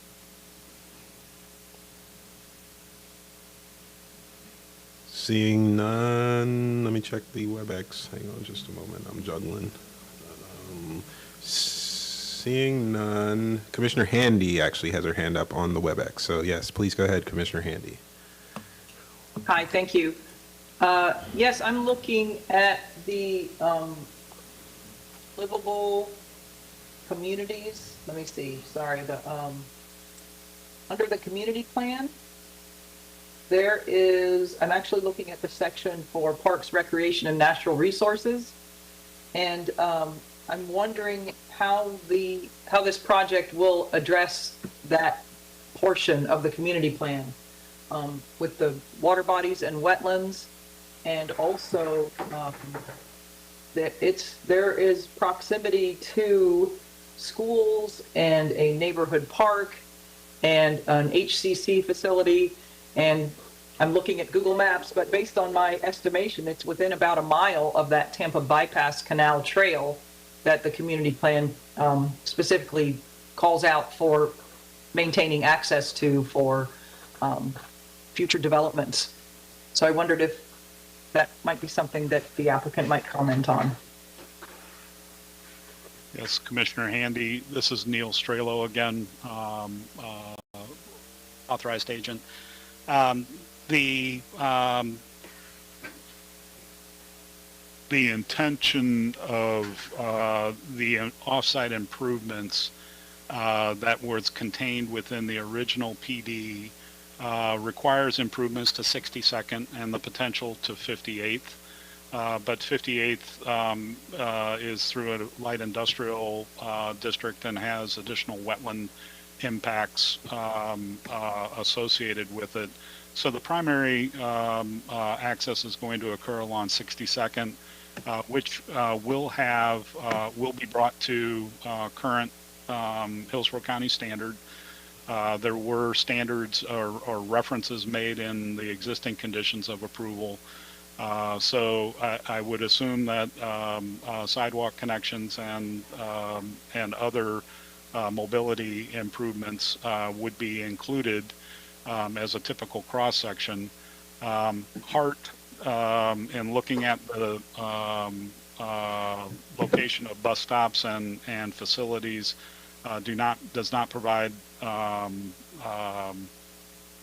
localized bus stops along Columbus. It's farther to the east and to the west along Broadway at 50th and over at Orient, I believe. So I think in terms of the improvements that we will be anticipating along Columbus and 62nd, we will increase the pedestrian mobility in the site development plans. Okay, that partially answered my question because of it, the sidewalks. That means that there will be improved pedestrian access, it would seem. But the community plan specifically calls for to address parks, recreation, and natural resources, and to seek new park and recreational facilities. And it seems like with the wetlands and again the lakes and water bodies that there might be opportunities with a mixed use proposed for a place like this, that there might be some community park or access or maybe trails within the development that would address this recreation and natural resource element of the community plan. Well, the eastern portion of the site is going to be retained.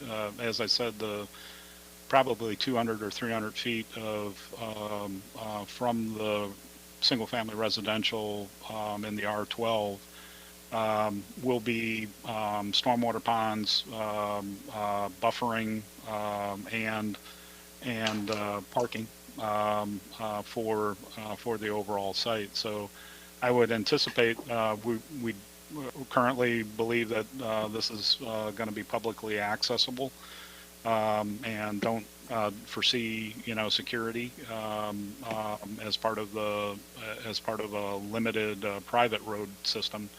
So I would suggest that we could look at that and see how we could augment public access into a portion of that property. Thank you. All right, thank you, Commissioner Handy. Was there any more discussion or comments from the commissioners? Seeing no lights on the line, no lights in here, and no hands on the line. I will then close the public comment and open it up to the commissioners for motions on this item. Commissioner Powell? Thank you, Mr. Chair. I would like to make a motion that we find HC CPA 2106 consistent with the future of Hillsborough Comprehensive Plan and forward this over to the Board of County Commissioners. All right, we have a motion for consistency finding by Commissioner Powell. Oh, second by Commissioner Dowdy. Is there any more discussion on this item from the commissioners? Seeing none, I will go ahead and ask the clerk to do a roll call vote on this item. Bernstein? Yes. Cardenas?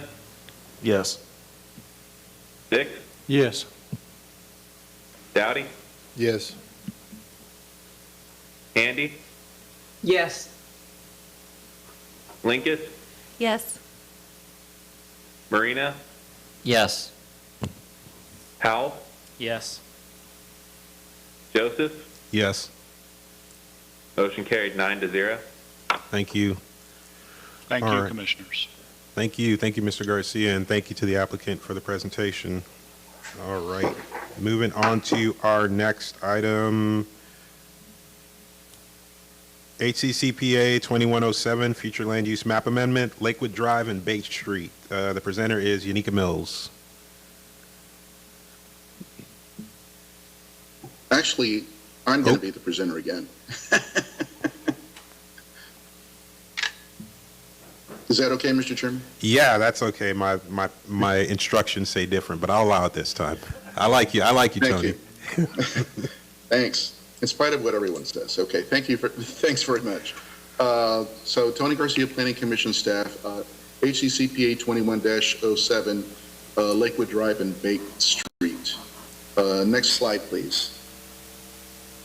This particular parcel is located in the greater Brandon area to the northeast of the core of the Brandon Community Plan, which would be our major center around there where the Brandon Town Center is at. Next slide, please. This aerial shows can depict, there's Camp Florida Road to the west. We have Lakewood Drive, which is the north-south street to the west of the site. On the north face of the subject property lies Bate Street. Lamona Road is further to the east, which is the north-south street. As far as the general character of the area, to the left of Lakewood Drive, you have an area that has a little bit more of a dense character as far as a residential component that's there. To the south of Camp Florida Road, it's also residential in character, but larger lots, pie-shaped lots that are surrounding a lake. On the south of the subject site, on the east of Lakewood Drive, on Blue Magnolia Road and to the points to the south, you're going to have a little bit more residential density there.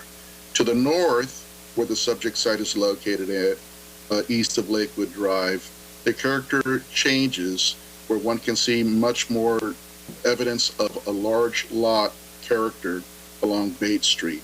This is a privately initiated map amendment. It's just under 2 acres. It's located within the urban service area. Bate Street is a local roadway.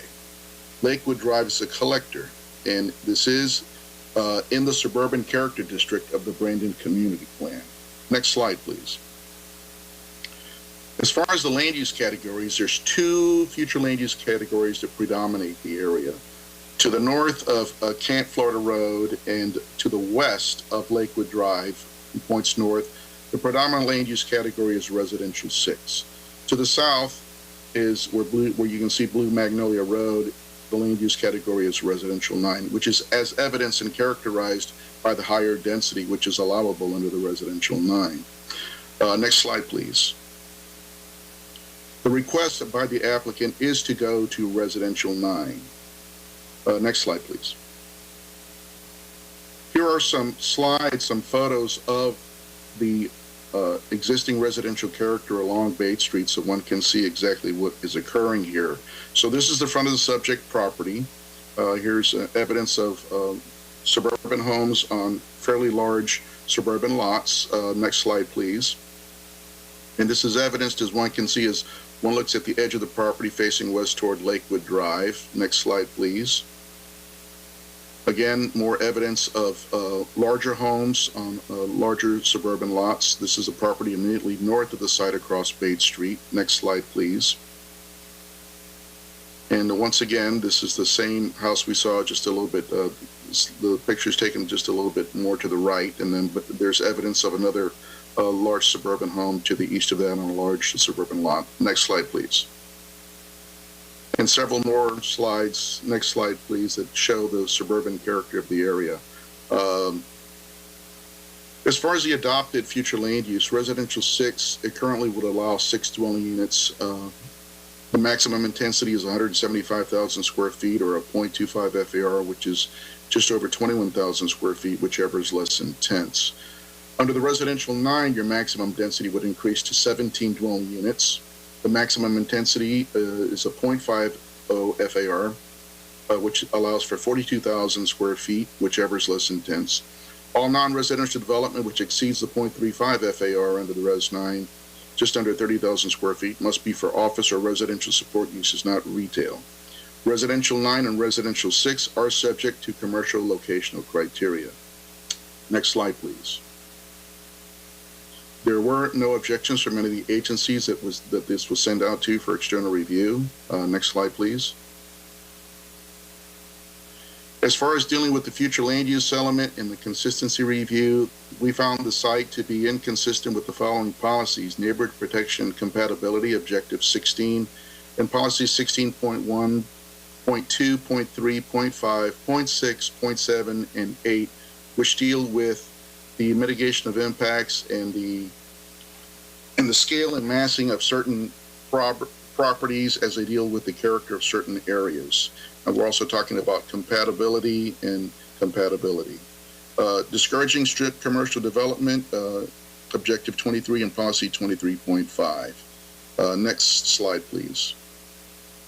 Also, the livable communities element, Brandon Community Plan, specifically Goal 6, which talks about the concentration of density via the establishment of design standards. There are specific design standards for each sub-district under the Brandon Community Plan. Under the Suburban Brandon Community Character District, one can read where single-family detached homes on large lots are encouraged to maintain the suburban characters of this particular area. Next slide, please. This is an excerpt from the Brandon Community Plan within the livable communities element in unincorporated Hillsborough County. As one can see by the red star almost in the center of your screen, depicts where the site in question is at. As one can see, this is firmly within the suburban character district and outside of the urban general district, which is to the south, and then further to the south, the urban center. So this request to go to the residential 9 would in some ways create a dangerous precedent by changing the residential 6 to the residential 9, allowing the opportunity for a more urban presence or urban character to be allowed into this particular vicinity of Bates Street, where the character is obviously suburban in nature. Next slide, please. Planning Commission staff, based on our findings, found HCCPA 2107 inconsistent with the goals, objectives, and policies of the Future of Hillsborough Comprehensive Plan for unincorporated county, and recommend that this recommendation be sent to the Board of County Commissioners for their adoption and consideration. Thank you. I do believe the applicant's representative is present and will be ready to make a presentation. All right. If the applicants would go ahead with their presentation. Thank you. Todd Pressman again for the record. Lionel, you were going to run that for me, please. Thank you. Tony, thank you for your presentation. This is CPA 21-07. Next slide, please. Excuse me. We're located in the Brandon area. Hang on a second. We don't have it up on our screen in here. HTV. There you go. All right, Mr. Pressman. Thank you, Mr. Chairman. We're located in the Brandon area between I-75 and State Route 60 off of Lakewood Drive. Next slide, please. A little closer view. Next slide, please. And this is the general area, as you can see laid out. Next slide, please. And this is as the property appraiser has it. Next slide, please. A little closer for you for another view. Next slide, please. So the issue is straightforward, is changing the future land use from Res 6 to Res 9 for approximately 1.95 acres. Next slide, please. That would mean a difference, a small difference, from 11 units to 17 units. Multifamily is proposed here. Next slide, please.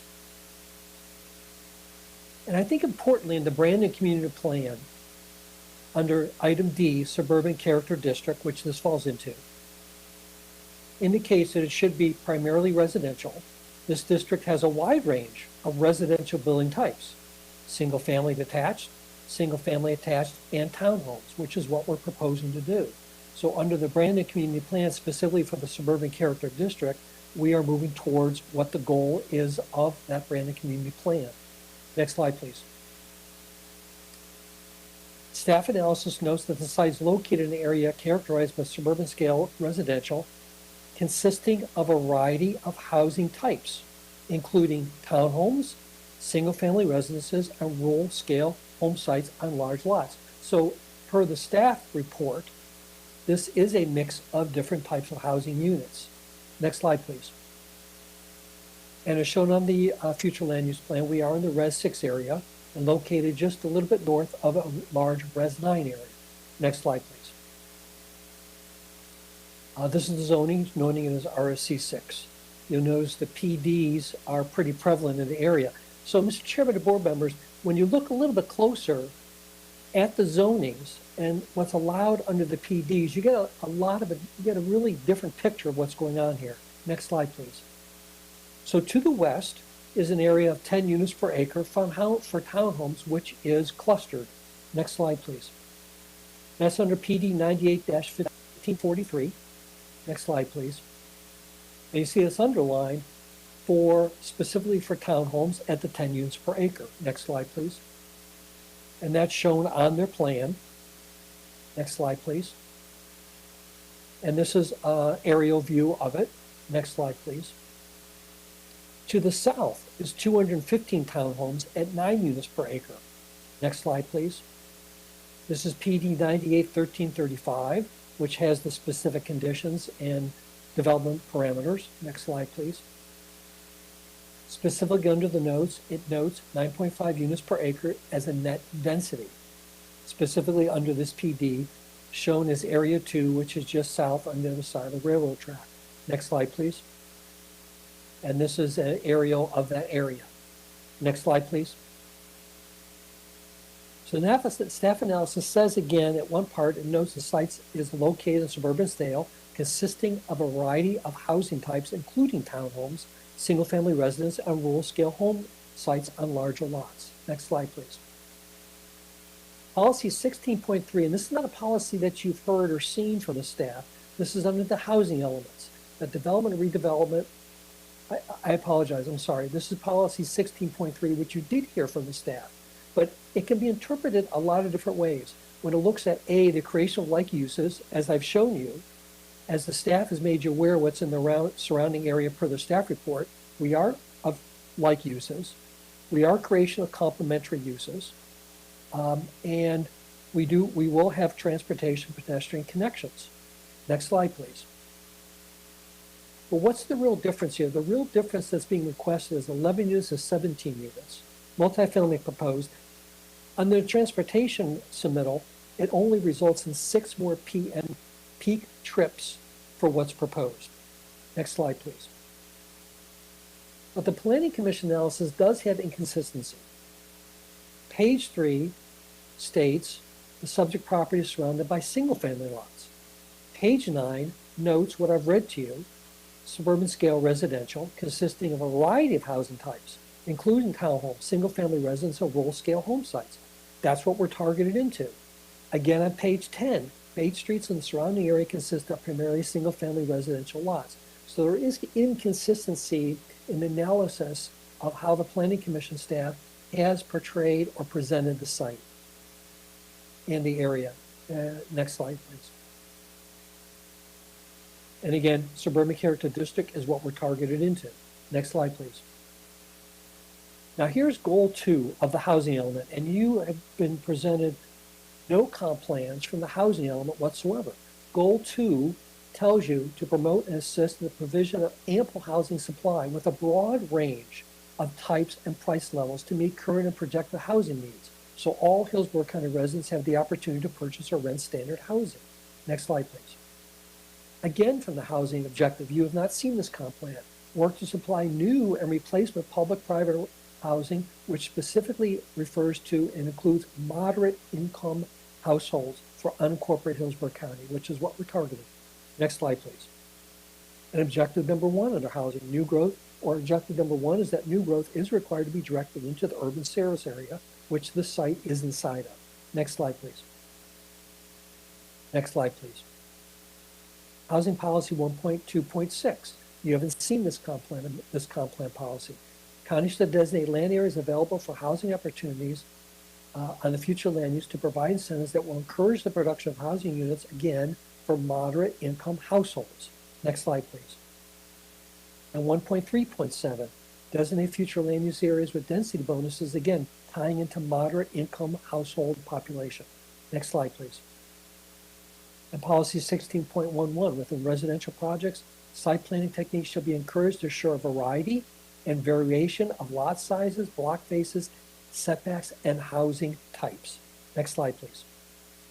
So in summary, the area does contain multifamily housing. The application does meet the community plan character of the suburban district. There is substantial Res 9 nearby. The Planning Commission staff analysis of the area is inconsistent.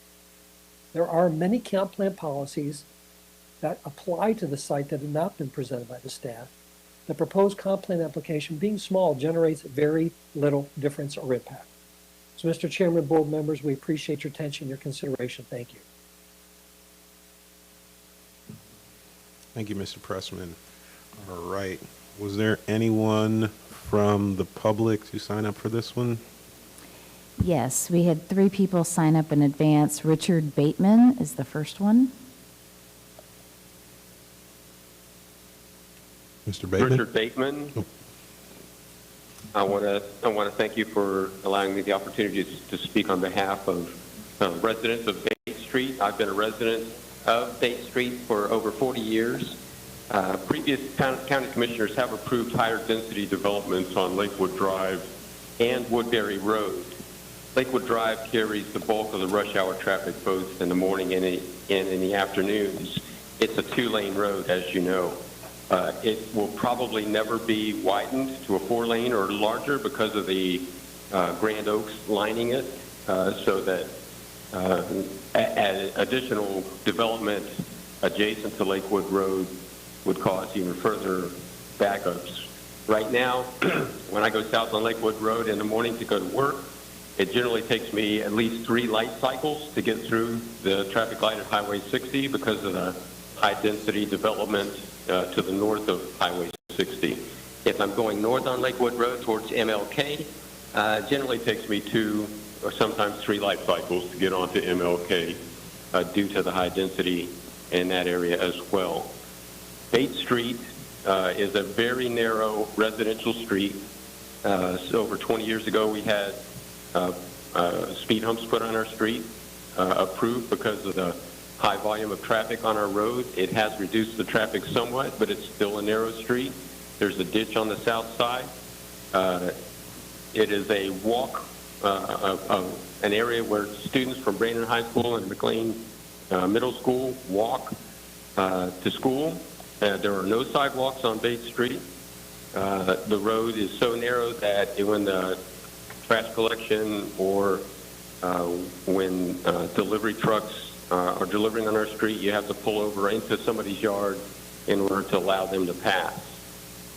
Adding an additional residential 9 to that narrow strip of property would increase the traffic onto Bates Street. I've learned that I cannot go west on Bates Street at rush hour in order to get onto Lakewood because you just get backed up so long you can't get out for 10 minutes. So I generally have to go east down the Limona Road and towards Highway 60 if I'm going south into the Brandon area. This is totally inconsistent with the streets. The first slides that show pictures of the house in question show the large lots on our street. I can't believe it's already residential 6 because if there were 11 residences on that piece of property, we couldn't handle it. Our street is the street that people like to walk on because it's generally quiet, except during rush hour. Adding another 17 units on this street will just completely blow that away. There's no way that our street can handle that, and there's obviously no access to Lakewood Road. Thank you. Thank you for your consideration. Thank you, Mr. Bateman. The next speaker is David Barth. Yes, my name is David Barth. I live at 1513 Bates Street. I am on the east side of the property, directly on the property line, the 630 feet along that property line. I've been at this residence for 2 years. I'm 57 years old with 5 kids and 5 grandchildren. I bought this house because of the privacy, because of the neighborhood, because of the natural setting that's already there. The single-family homes that are in this neighborhood is what attracted me to it. It would certainly impact not only the property value of my property, it would also impact the property value of all the residents on the street. There is major concern from my view on the other side of the fence that they would eliminate the trees that are in that property to be able to fit those 17 over there. What the applicant's representation has said was there was many multi homes over in this area. There's not in the Res 6 area. That is in the he was representing the Res 9 area. So I'm telling you that to put 17 units on that property to retain the water over there, it is a septic tank only neighborhood. So the county would have to put in some sort of sewage. Then there would be cost also, of course, to the residents to the neighborhood for that. Currently, these are single-family homes with mid to high value. Recently, a sale of the home was stopped on the street because they became aware of the Res 9 application. The street servicing the neighborhood, as mentioned by the previous caller, is only 17 feet wide. Introducing 17 more cars onto that street, there has been no traffic study. There's not just the 17, minimum of 17 vehicles. There's going to be more than 17 vehicles there. Plus, you add service to those areas, whether it be construction, whether it be repair, whether it be delivery. You're going to increase the traffic many times fold that. The height of the proposed building would certainly overlook residents on the west side of the property, as well as my property, and then of course the elevation on the street would change. Most of these are single level homes. Environmentally, what it would impact is the trees, the water runoff, the environment itself. There's been no environment study that I'm aware of. The subdivision was built many years ago to allow... Mr. Barth, we'd like to ask you to go ahead and wrap up your comments, please. Keep it to 3 minutes. The person that is applying for this is not going to live on this street, so they would not have to contend with these decisions that would be made. So we appreciate time to make comments and appreciate your consideration. Thank you, Mr. Barth. Was there, Yes, there's one other person who signed up in advance, David Sasavito.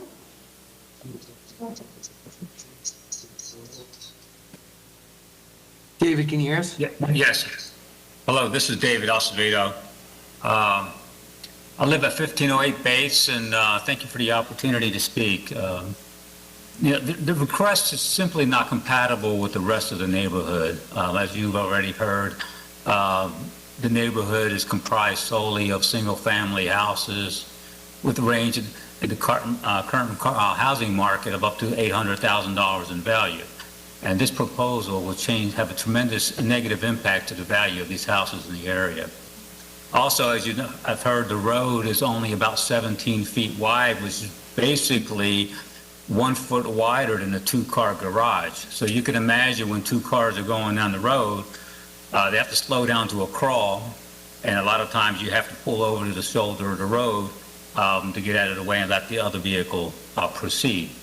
There are no sidewalks. The street is walked on daily by families from like 6 o'clock in the morning all the way through the evening hours.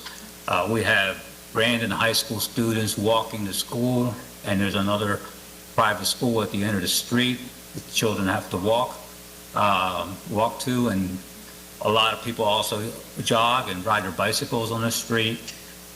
Being this is a narrow street, it makes it really hazardous for those folks to do that, and with the extra traffic that we're looking at, it poses a hazard. And as you're already aware, goal number 6 reestablishes Brandon's historical, hospitable, and family-oriented character, which is the primary consideration of all changes should be compatible with the existing structures and to ensure the neighborhood preservation. Again, this proposal does not meet goal number 6. David was just speaking, will be primarily affected with houses running right along the side of his residence, looking at 1-story, 2-story, 3-story houses, looking over to his property, the full length of his property line. Also, policy number 1-4 refers to the sensitivity of development proposals in maintaining the character of the existing development, which this proposal does not. It simply is not a good fit for our street. It's going to really severely impact the look of our neighborhood, of these total single-family houses that we have here on our street. Thank you for your time. thank you, sir. All right, was there anyone else? Is that it? That was all that signed up to speak. All right. And then at this time, I will give it back to the applicant for rebuttals or responses to the public comment. Thank you, Mr. Chairman, and board members. I think critically, the difference here is a change from Res 6 to Res 9. And as you heard from one or two of the citizens, they evidently didn't have an understanding that it was a Res 6. I mean, Bates Street, and let me look back at my PowerPoint for a moment. Bates Street runs east-west, but immediately, what would be immediately west of this site would be Res 6 housing. Whether it's Res 9 or Res 6, you're going to basically have the same impacts. Concerns raised about how high a structure would be, traffic impacts. The site's very small, has a very small difference of impact of 6 PM trips at most. Concerns about consistency is a very close difference between those two. And particularly into character, as we've shown, this is an area through PDs that has experienced townhomes and multifamily development. That's been recorded and stated in your Planning Commission report, in writing in that analysis. So the concerns of neighbors about impacts of this site are really already there as a Res 6. If you want to call them impacts, I think it's A Res 6 is a good category, and looking at a Res 9 and a small increase is not really going to have that much impact, certainly not on the character. So with that, Mr. Chairman, we appreciate your consideration and the concerns and comments made by residents in the area. Thank you. Thank you, Mr. I Pressman. will also note that there were approximately 40 notices put out, along with the big yellow sign. So in terms of feedback to the commission, to have 3 residents raising concerns, of course, any citizen concern raised is important. But considering the large number that we put out, I think that's a small amount of folks who have concerns raised to the commission. Thank you very much. Thank you, Mr. Pressman. All right, now to the commissioners for commentary or questions and discussions on this item. I am not seeing, I see Commissioner Marino moving. Go ahead. Thank you, Mr. Chair. Yeah, I just want to make a comment. I feel like a street like this is all over Hillsborough County. Where I grew up in Odessa, I feel like this is Hutchinson Road, and I could not imagine something on this scale. And so I agree with what the staff has determined, that this is inconsistent. But I just wanted to add too, you know, a lot of times we look at the maps, as sometimes suggested by the applicant, and look around the area, and there really is not a lot of connectivity in this area, and Bates Street especially, as was brought up, that looks to me like a rural road. So to have something of this scale on that street, I personally would not, imagine. And so, the staff's finding of inconsistency is something that I agree with. All right, thank you, Commissioner Marino. Was there Commissioner Linkus? I would just also comment that I think a lot of attention was paid in the staff report to showing the community character that's there, and the staff were really clear in indicating that they're weighing in favor of preserving the community character, which looks very rural in looking at those photos.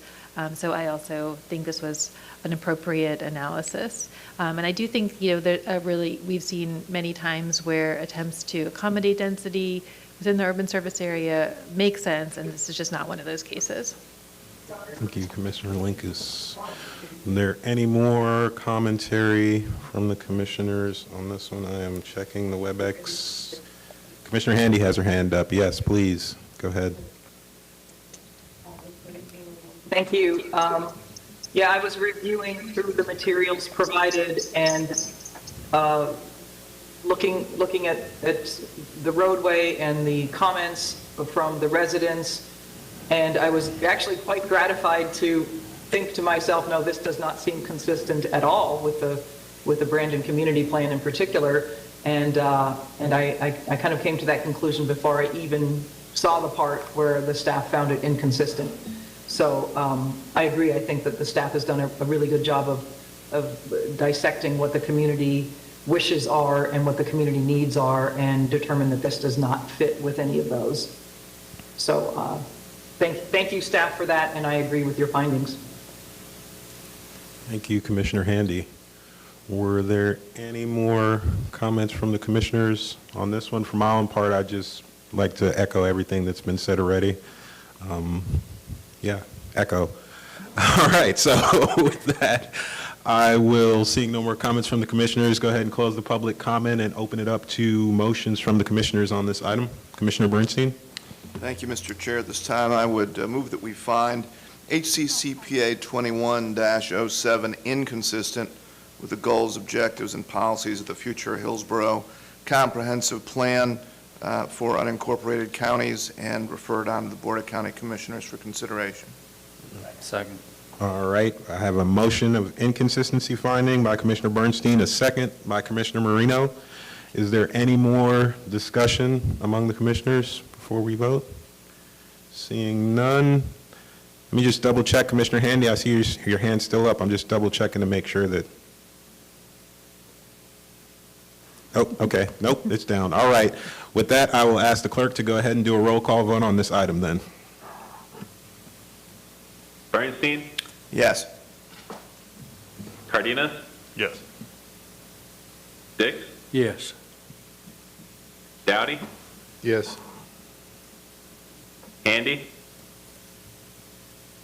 I'm sorry, we're voting yes, that it's inconsistent? I mean, That's correct. that is correct. Okay, sorry, yes. Lincoln, Yes. Marina, Yes. Powell, Yes. Joseph. Yes. Motion carried 9-0. Thank you. Thank you to the applicant for the presentation. Thank you, Mr. Garcia. On to our next item of business is HCCPA 2109, Future Land Use Map Amendment, 58th Street South and 24th Avenue South. It says Unica Mills? Yes. Okay.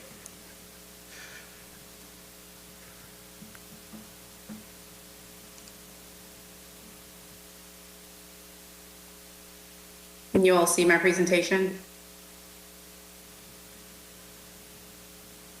HTV.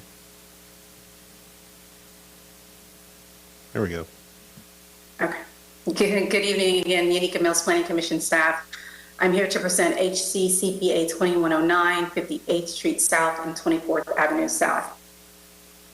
Again, this plan amendment is located, is centrally located within Hillsborough County. To give you some background, this is a privately initiated plan amendment, small in scale, located within the urban service area. It's approximately almost 3 acres, and it's located within the Greater Palm River Area Community Plan. Here's an aerial of the site. The site's outlined in pink. We have Causeway Boulevard to the south. 24th Avenue South runs along the northern portion of the site, and we have 58th Street to the east. As for uses in the area, there are industrial uses west of the site, located here. We have some open storage uses. This is a salvage yard that's located directly north of the site. And additional industrial uses located along Causeway Boulevard. There is an existing single-family home located directly to the east of the site. And then the uses transition further east to single-family in the larger area here. This is the site in its current state. It is a vacant agricultural parcel. Again, that's that home that's directly east of the subject sites.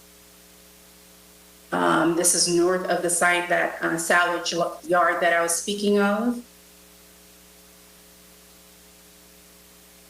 This is west of the site. It's a marine business, marine maintenance business.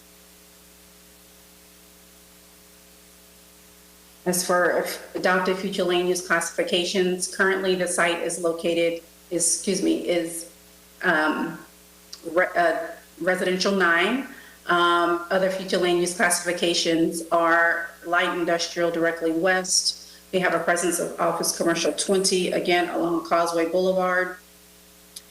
And the majority of the area is designated as residential 9.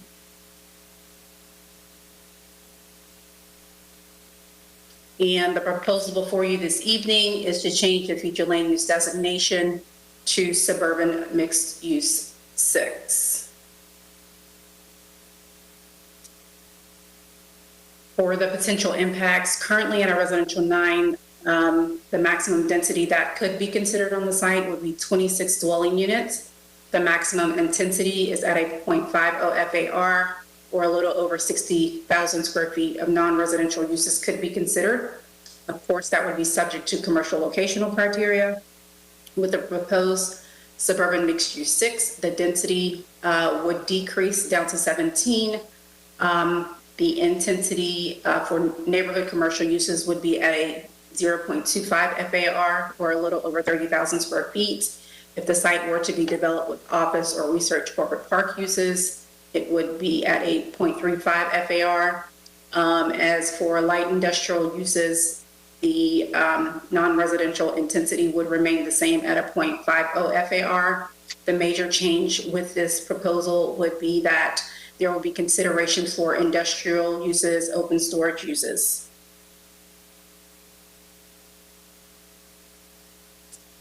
Again, here is the economic development targeted areas map. The proposed amendment site is not within this area. The site falls north of the designated area. Again, this area seeks to revitalize and support growth and enhance economic vitality in areas that have existing concentrations of industrial as well as office uses.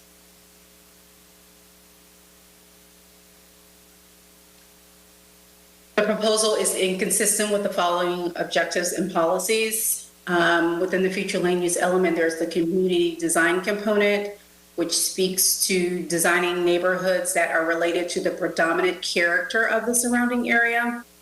This proposal is also inconsistent with Objective 26 and Policy 26.1, which directs Hillsborough County to identify target industries that are consistent with the economic development areas where there is desired economic growth. The following proposal is also inconsistent with Objective 18 and Policy 18.1, which directs the county to develop strategies for individual communities, and that these areas are to, and that these directives are to be more restrictive in guiding the development of community plans. There were no directives or inconsistencies from any of the reviewing agencies, and Planning Commission staff found that HCCPA 2109 to be inconsistent with the goals, objectives, and policies of the Future of Hillsborough Comprehensive Plan, and we recommend that you forward this finding to the Board of County Commissioners. If you have any questions, I'd be happy to answer them. That concludes my presentation. Thank you. Thank you, Ms. Mills. Is there a presentation by the applicant? Yes, sir. Or an applicant's representative? I'm here. Oh, we can barely hear you. Oh, can you hear me now? I guess a little bit better. I mean, I'm going to ask the commissioners in here. Is everybody able to hear okay that? Can you hear me? No. Yeah, no, we need better. Can you hear me? Say some other things. Commissioners, can you hear me? You say? You kind of, okay, we'll try and work with it. We'll try and work with that. Please try and speak up. Okay. Good evening again, Mr. Chairman and Commissioners. My name is Tu Mai, for the record. I'm here representing Juan Montecito, the applicant. The subject property is located at 5607 24th Street in Tampa. The applicant is seeking to change the future land use map designation on 2.93 acres from residential 9 to suburban mixed use 6. This is a small scale map amendment. His intent is to change the future land use to allow for open storage, truck parking, and a 2,500 square feet building for his small trucking business. The comprehensive plan amendment, along with a future PD rezoning, will allow the applicant to have open storage and truck parking. Currently, to the north of the property, the future land use is R9 and LI. Current uses are vehicle salvage and storage. South of the subject site is a future land use of R9 and LI, with current uses as commercial intensive uses under PD 10-0667. In the approved PD, the uses are for warehouse, showroom, assembly, office, open storage, and CI uses, including garage, repair, storage vehicles, materials, and equipment. I would like to emphasize that two of the listed approved PD uses for the south parcel are the same uses the applicant is proposing, which are for open storage and a building for office use. East of the subject site is the future land use is R9 with current uses as single-family residence, and west of the subject site, the future land use is LI with current uses of warehouse. Back in January 13th of 2021, a rezoning pre-application meeting with Development Services and Planning Commission staff, we discussed a proposed flex of future land use R9 and LI, just as the parcel directly south was approved for the flex back in 2010. However, Planning Commission staff indicated that the flex option would not be supported, and a request to change the future land use was necessary to pursue a future PD rezoning for the intended uses. Therefore, we are here with you tonight seeking a change from R9 to SMU6 as recommended by the Planning Commission staff. As stated, the subject property is designated as R9 on the future land use map, which provides areas that are suitable for suburban scale residential development and non-residential uses. Res 9 is located to the north, south, and east of the subject property. The light industrial plan category are located to the north and west of the site and accommodates intense uses for processing, manufacturing, warehouse, and storage of materials. This area has over time transitioned into more intense uses. The proposed change of future land use to allow SMU6 is compatible with the surrounding land uses in the area. The subject site is in the urban services area and adjacent to intense land uses directly to the west. The subject is also within the Greater Palm River Area Community Plan, which supports the opportunity for business and growth and job growth, as well as supports compatible infill and redevelopment. This change would also provide for an appropriate transition between the industrial to the north and the residential to the east. Overall, the proposed change would be compatible to the surrounding development pattern to the north, south, and west. By finding this comp plan amendment to be consistent would be fair and just for the applicant, since the Planning Commission allowed for similar uses to the south parcel in 2010. We received 7 letters of support from surrounding neighbors, specifically a letter of support signed by the applicant's neighbor to the east, Joe Mandula, and we have submitted that into record. To conclude, there is a nationwide shortage of trucking and truck drivers, as we hear daily in the news, due to the increased demand in e-commerce created by the pandemic. The applicant is a small minority business owner that is trying to fulfill this demand and earn a living for his family, as well as contribute to the economy. I respectfully request the Planning Commission's recommendation of CPA 21-09 to be consistent with the future of Hillsborough County Comprehensive Plan. Thank you to the Planning Commission staff for their findings and your consideration. Thank you.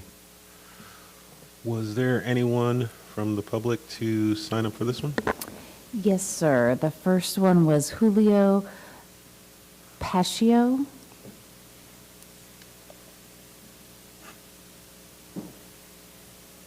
I'm not seeing Julio on the call.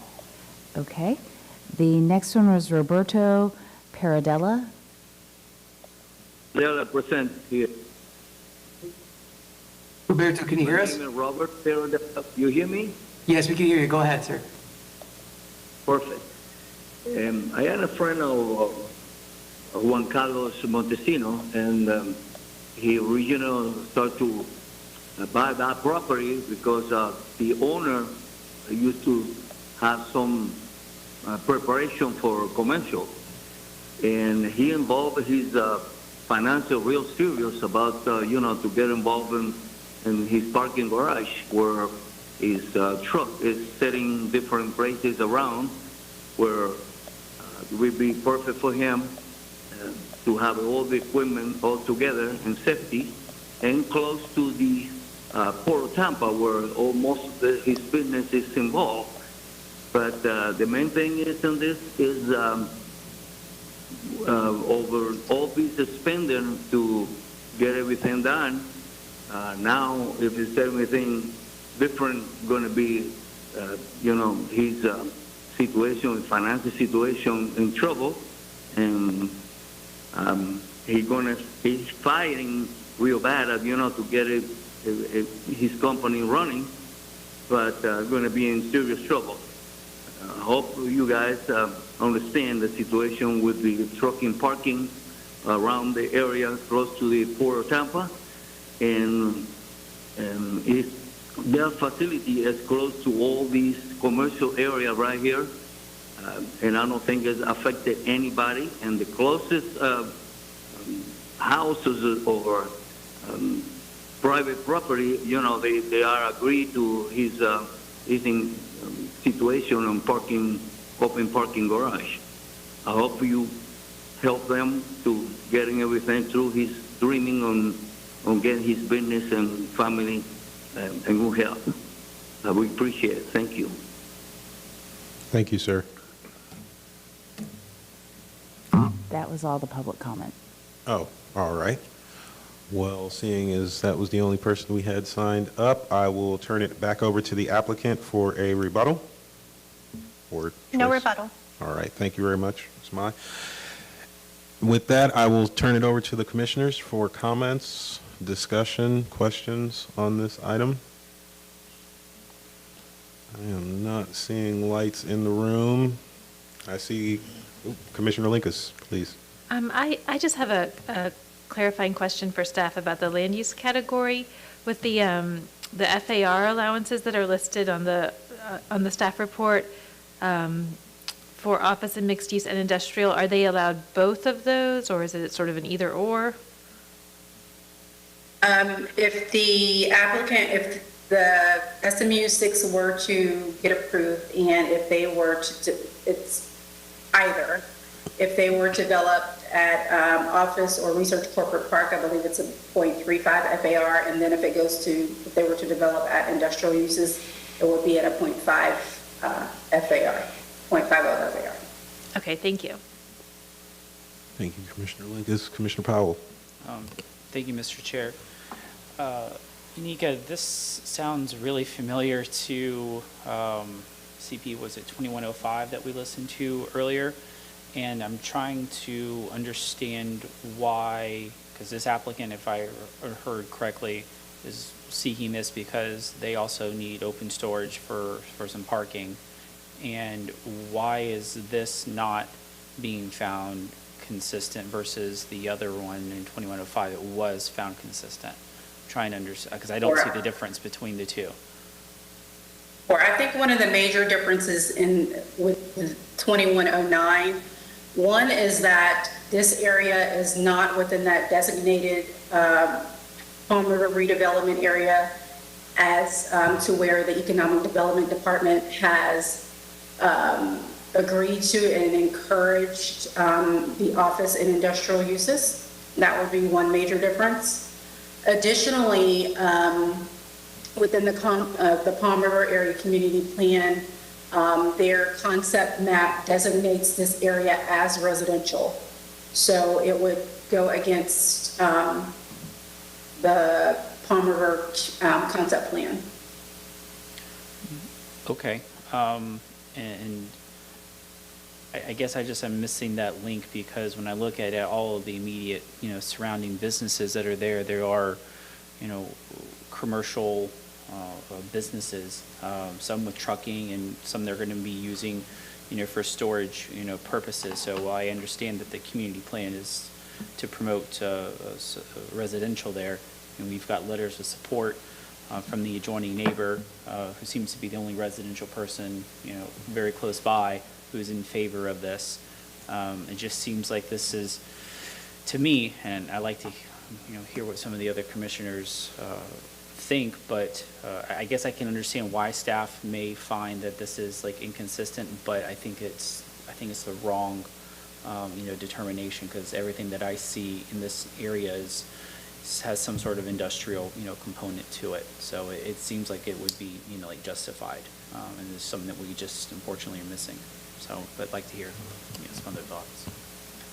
Comments, Commissioner Powell. Was there any more? Commissioner Dowdy, please. Yes, thank you, Mr. Chair. I guess I have a couple of questions, and you look at the aerial for the site, and like Commissioner Powell was talking about, to the north is salvage yard.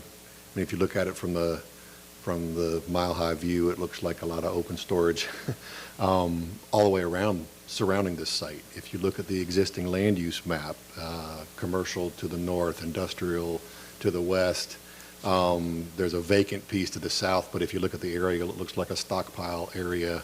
And this, while it is classified as an agricultural area, it's the one only piece of ag in that general vicinity.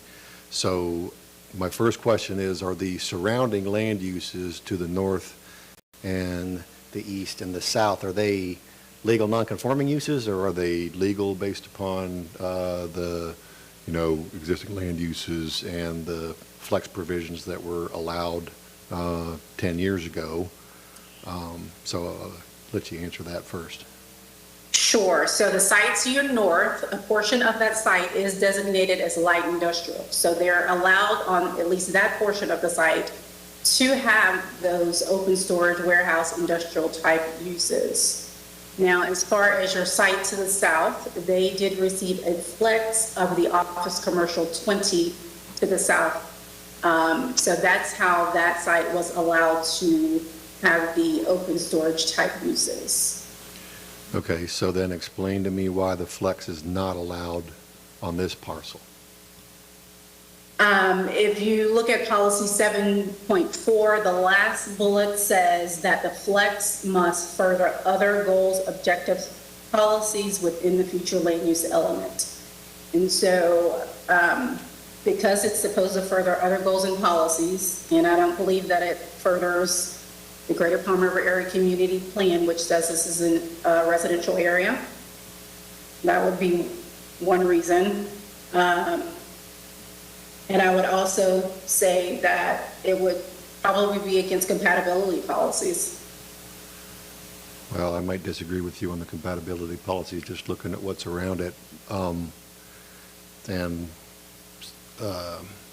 was the Greater Palm River Community Plan adopted?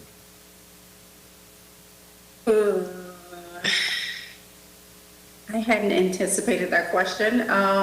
Pre-2010 or after 2010? Yeah, before 2010. It was pre-2007, I want to say. Okay, so It was pre-2010. the parcel to the south did meet those policies in 2010, and this parcel doesn't meet them in 2020. I'm confused when they're right next to each other. I don't know. I'm leaning towards that this is consistent and compatible with the surrounding land uses.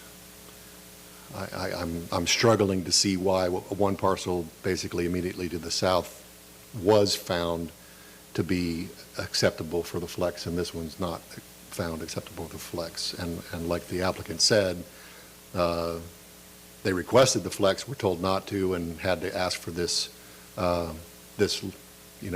future land use change. So I'm inclined to grant it and stop the pain. Thank you, Commissioner Dowdy. Yeah, I had one question about that claim that was brought up about them being directed to, basically to forego something and to do what they're doing now, and then we're kind of not doing what we told them to do, or not agreeing with what we told them to do. I just wanted some clarity on that claim that was made.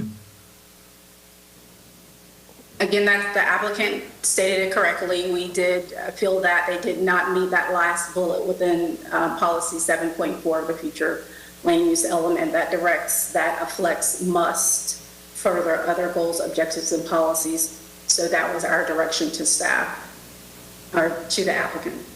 So we told them to try for SMU. They tried for SMU, and then we found their application inconsistent? Well, just because we recommend a path I for know. the applicant I just wanted to make sure I said that right. I Right. know. No, I know you're you're right. not bound to find it consistent because you told them to walk that path. in the best process to evaluate their application on its merits. And we felt that the plan amendment, given the issues with the community plan, was the better process for that to be evaluated by you all and the Board of County Commissioners. All right. Just wanted some clarification. Any more from the commissioners? Let me check on the WebEx and see if anyone has any. Commissioner Linkus, please.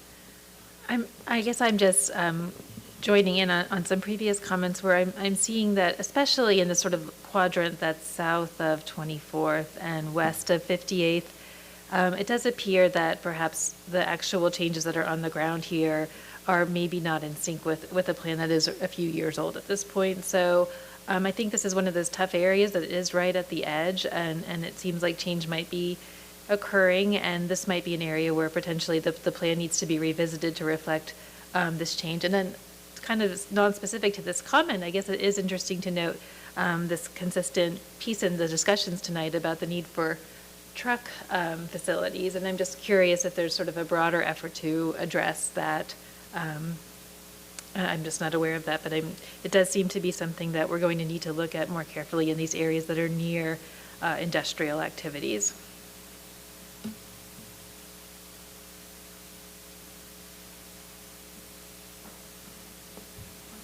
Were there any responses to the commissioner? Or? These two applications are the first two that I think that we've encountered that have needed truck parking space, but it is accurate that that is not a permissible use in the residential land use categories. It's not allowed in certain zoning districts. Again, to preserve the character of the residential neighborhoods, they don't allow for the overnight parking of commercial vehicles. So that is steering those types of properties to more commercial uses. I don't know whether that is an overall like bigger theme that we're seeing or not, but it is unusual that we have two on the same night. Okay, I didn't mean to put you on the spot. I just wanted to make sure she got some response to her. Thank you. I guess I maybe Temple Terrace, where we're seeing the real big uptick in sort of the warehousing activity, is just making me aware that this is a changing land use dynamic and that communities are facing, and I'm wondering if it might be worth looking at best practices or how this is being treated in other areas. Yeah, we have identified that the changing retail landscape and sort of the warehouse and distribution, the whole framework is changing. And, you know, we have a lot more of these distribution centers wanting to be located closer to the residential areas, so it's easier for them to deliver. That's what's seen in Temple Terrace and Plant City, in Ruskin.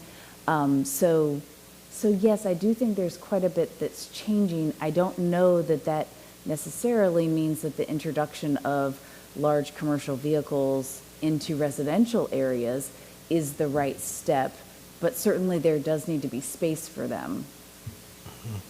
All right. Thank you, Commissioner Linkus. And I just want to say before I go to you, Commissioner Cardenas, if anyone is making a motion in opposition to staff, just be reminded that you have to have some policies and some objectives or whatever you want to put to do that. I'm just throwing that out there just to clarify. But Commissioner Cardenas, yes. You know, I was please. just going to make a comment, and maybe it's a coincidence or not, but I've recently been working with a client that's actually a truck driver coming down from up north to come work in the area. So it's, you know, maybe something that the market is bringing. Interesting. All good points, all good questions. Were there any more? Let me check on the WebEx, see how Commissioner Handy's doing. No. Any more comments or questions from commissioners on this item? Seeing none in here, seeing no hands online, I will go ahead and close public comment and open it up to the commissioners for motions on this item. Commissioner Dowdy. Thank you, Mr. Chair. I would move that the commission find the amendment CPA 2109 consistent with the comprehensive plan. I would cite, I think it's policy 12.1 or 12-1, the compatibility, because I do believe it's compatible with the surrounding land uses, and I'm not certain, but I also believe that it fits with the overall intent of the community plan. This area, while it does show up in the community plan as residential, it's right up against the industrial portion, so I don't believe that those lines are that exact on the community plan. So again, I would like to move that we find it consistent with the comprehensive plan and forward that recommendation to the Board of County Commissioners. Second. All right, we have a motion for consistency finding citing 12-1 and the overall intent of the community plan for the area by Commissioner Dowdy. Second to that motion by Commissioner Powell. Is there any more discussion of the motion, the item, by the commissioners? Oh, Commissioner Dix, yes. So I just want to make certain, I mean, I'm still looking at the color maps, and because it's late, y'all will indulge me here for a second. The truck parking on the north side, the one that's being used for truck parking as it is right now, that's gray, right? Yes. And the parcel that we're talking about under Commissioner Dowdy's motion will be for it to become pink. will Pink allow them to do the truck parking that they are seeking? Yes, it will allow for the outdoor storage and industrial Perfect. uses. Thank you. Thank you, Commissioner Dix. All right, were there any more discussion or comments on the motion or the item before us? And just so everyone remembers again, that's a motion for consistency finding by Commissioner Dowdy, and that was seconded by Commissioner Powell. And seeing no more discussion and conversation on the item, I will ask the clerk to do a roll call vote. Bernstein, No. Cardenas, Yes? Is that correct? We're finding it consistent? Yes. Dix, Yes. Dowdy, Yes. Andy, Yes. Linkus, Yes. Marina, Yes. Powell, Yes. Joseph. Yes. Motion carried 8-1. Commissioner Bernstein voted no. Thank you. All right, thank you, Ms. Mills. Thank you to the applicant for the information and for your time. All. Thank you. All right, we will move on to our last item of business here. HC CPA 21-13, Future Land Use Map Amendment 3450 East Fletcher Avenue, and the presenter will be Tony Garcia. One more time.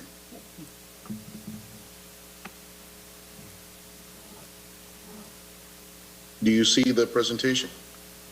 Yes. Wonderful. Thank you. Tony Garcia, this is your last item of the evening. So sorry. HCCPA 21-13, this is located at 3450 East Fletcher Avenue. Next slide, please. So on the general locator map, one can obviously see that this is the northernmost plan amendment that we are presenting you this evening, and also can see that it is also shares that similar characteristic of the one that I presented you earlier tonight, in that it is right at the boundary between the city of Tampa and unincorporated Hillsborough County. Next slide, please. So this is a privately initiated map amendment. It's 2.5 acres approximately. It's located within the urban service area and is within the boundaries of the University Area Community Plan.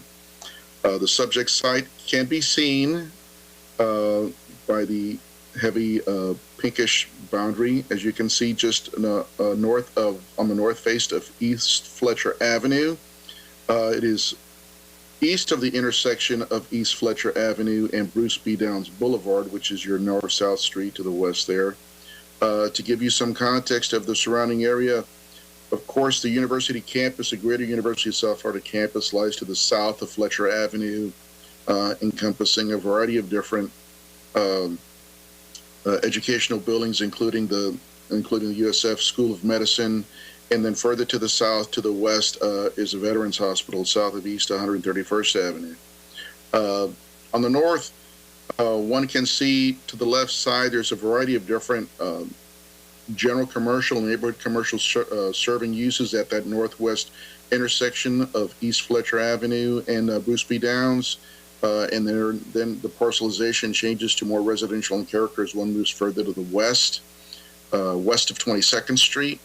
On the east side, the character is quite different. The University Community Hospital is on that northeast quadrant of that intersection, and then surrounding that were a bunch of supporting medical office uses, largely of doctors that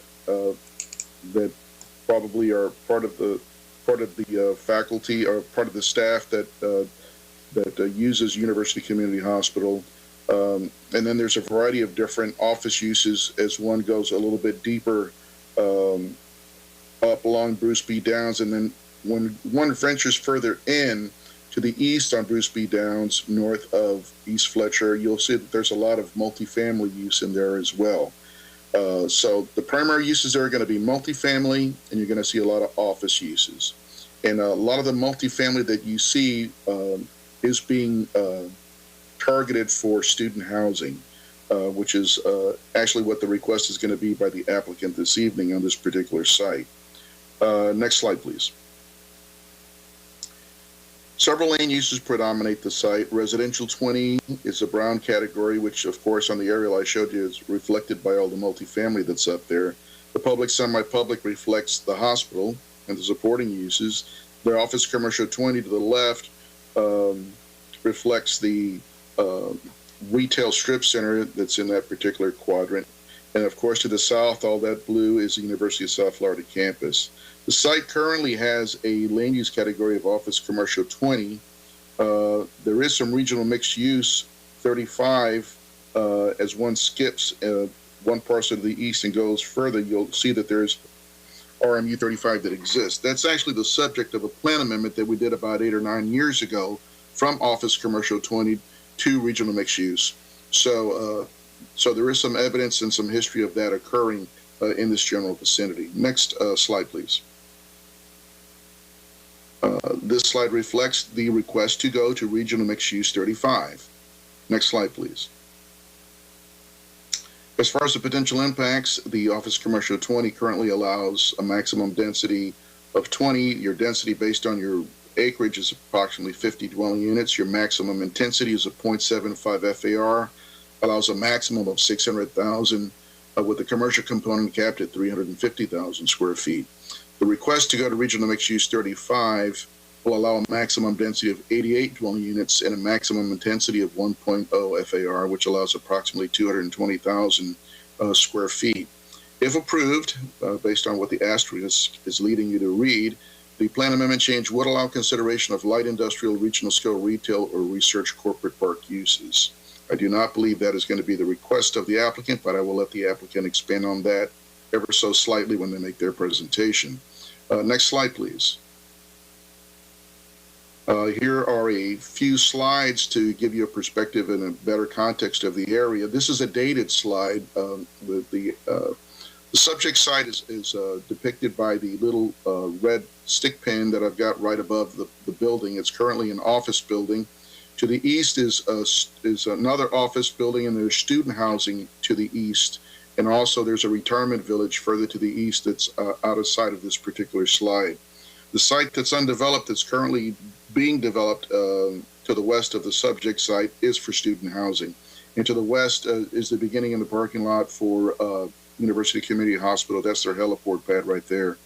And to the south, of course, is the University of South Florida campus. Next slide, please. Here's a greater scale so one can see the actual context. I wanted to be able to show you what lies further to the north, which is, again, some multifamily, some older multifamily, probably circa 1980s, it appears to me. And then there's, of course, some supporting office uses along that eastern face of Bruce B. Downs that you can just see on the upper left-hand corner of the slide. And it comes down a little bit further into, there's a little drive in there, and there's a variety of little medical offices in that particular area. Next slide, please. So here's some actual on-ground site. This is the subject site itself. You can see the address 3450. This is a medical office building. Next slide, please. So the site immediately to the west of the site is currently under construction for student housing, as I had already previously mentioned to you. Next slide, please. This is looking westerly on Fletcher. As one can see, you have a Hart bus stop on the south side as well as on the north side. You can see it just on the other side of that second car. You'll see the other bus stop. So there is mass transit that serves the area, which is what we like to see because it makes sense to be able to have mass transit support where you're promoting higher density. So it kind of makes a lot of sense. Next slide, please. This is one of the newer housing projects, student housing projects. It was built. This is one of the ones that's a couple of parcels to the east of the subject site. Next slide, please. And here's another structure that's immediately adjacent to the medical office building, which is the red brick one directly to the left. A couple of more slides to give you some perspective of the area. That's just a different perspective of the same structure. Next slide, please. This is the student housing, again, looking easterly on Fletcher. One more, please. There were no objections. As far as comments from the school board, adequate capacity does exist in adjacent concurrency areas at the elementary level to accommodate the maximum residential impact of the project. Next slide.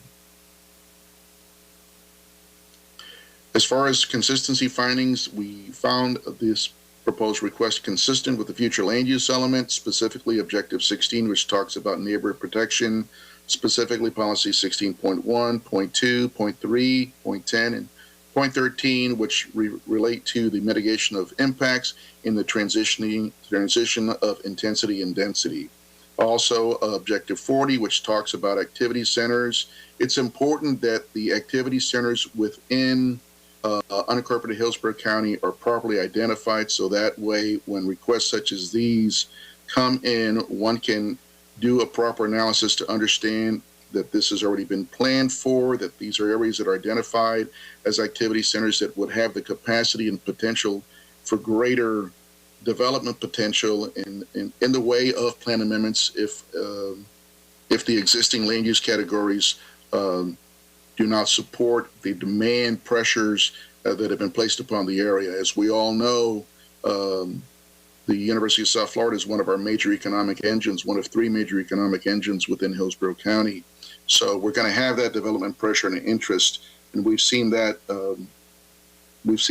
really come to the forefront, probably even more so in the last decade for the university area.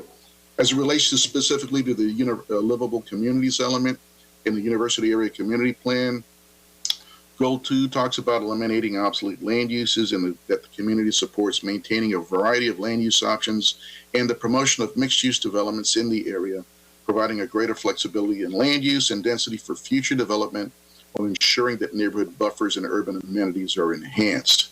Next slide, please.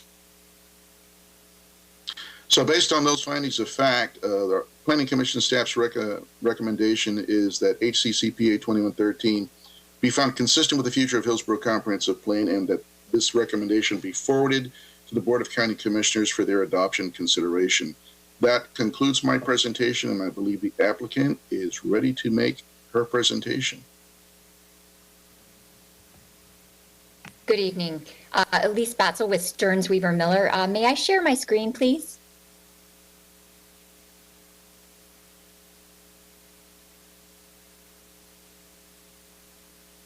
Yes, go right ahead. Great. Let me know if you can see that.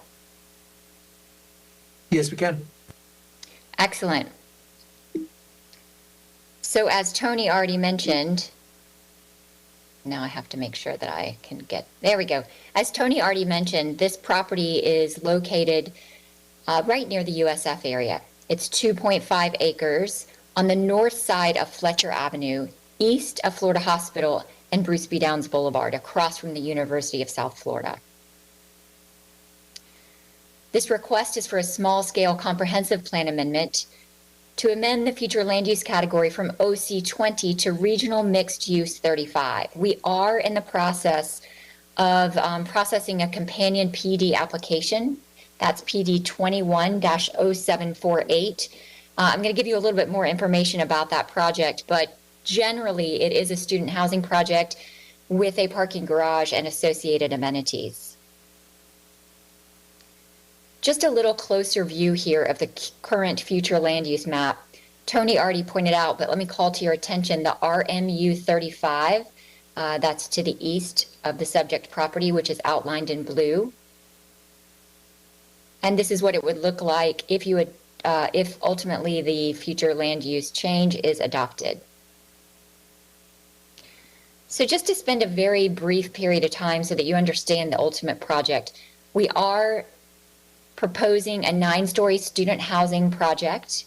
It would have about 8,700 square feet of amenities, including rooftop amenities, a pool on the roof, and then a parking garage interior to the project. We are proposing about 1/3 of an acre of open space as well. Just to hit the highlights for you of the comp plan justification, this is supported by the Hillsborough County Vision Map, It is within the urban service area, as well as within the University Area Community Plan. Fletcher Avenue is an arterial county roadway with a signalized intersection to enter the USF campus. So that is right there. And there is existing transit in the area. If you go to where Tony pointed out to you, it's immediately near this project, including that bus stop right on East Fletcher Avenue. It's also within the City of Tampa Utility service area. So infrastructure is existing and capacity is available for the project. Staff has found this consistent, your Planning Commission staff, and we would request approval, a recommendation of approval tonight to the Board of County Commissioners. We are here tonight with our whole development team, including our engineers, our traffic engineer, and the developers as well. So if you have any questions, we'd be happy to answer those questions tonight. I'm going to stop sharing my screen now. Thank you for your time. Thank you. Was there anybody from the public sign up for comment on this item? There was not. All righty, then we will turn it right on over to the commissioners for comments or questions or input, discussion on this item. Seeing none, and that everyone wants to go home, I will then close the public comment and open it up to motions from the commissioners on this item. Commissioner Powell. Thank you, Mr. Chair. I'd like to make a motion that we find HC CPA 2113 consistent with the future Hillsborough comprehensive plan and forward this recommendation to BOCC. Thank you. I have a. I'll second that motion, Mr. Chair. We have a motion for consistency finding by Commissioner Powell, a second to that consistency finding by Commissioner Bernstein. Is there any more discussion on this from the commissioners? Seeing none in the room and none on the WebEx, I will ask the clerk to go ahead and do a roll call vote on this item. Bernstein? Yes. Cardenas? Yes. Dix? Yes. Dowdy? Yes. Andy? Yes. Linkett? Yes. Marina? Yes. Powell? Yes. Joseph? Yes. Motion carried 9-0. Thank you very much. And that was you, our Commissioners. last, thank you. Thank you to the applicant and to staff. Mr. Garcia, thank you for the presentation. That was our last item. So with that, I will adjourn this meeting at 9:23. Everybody have a good night. Thanks a lot.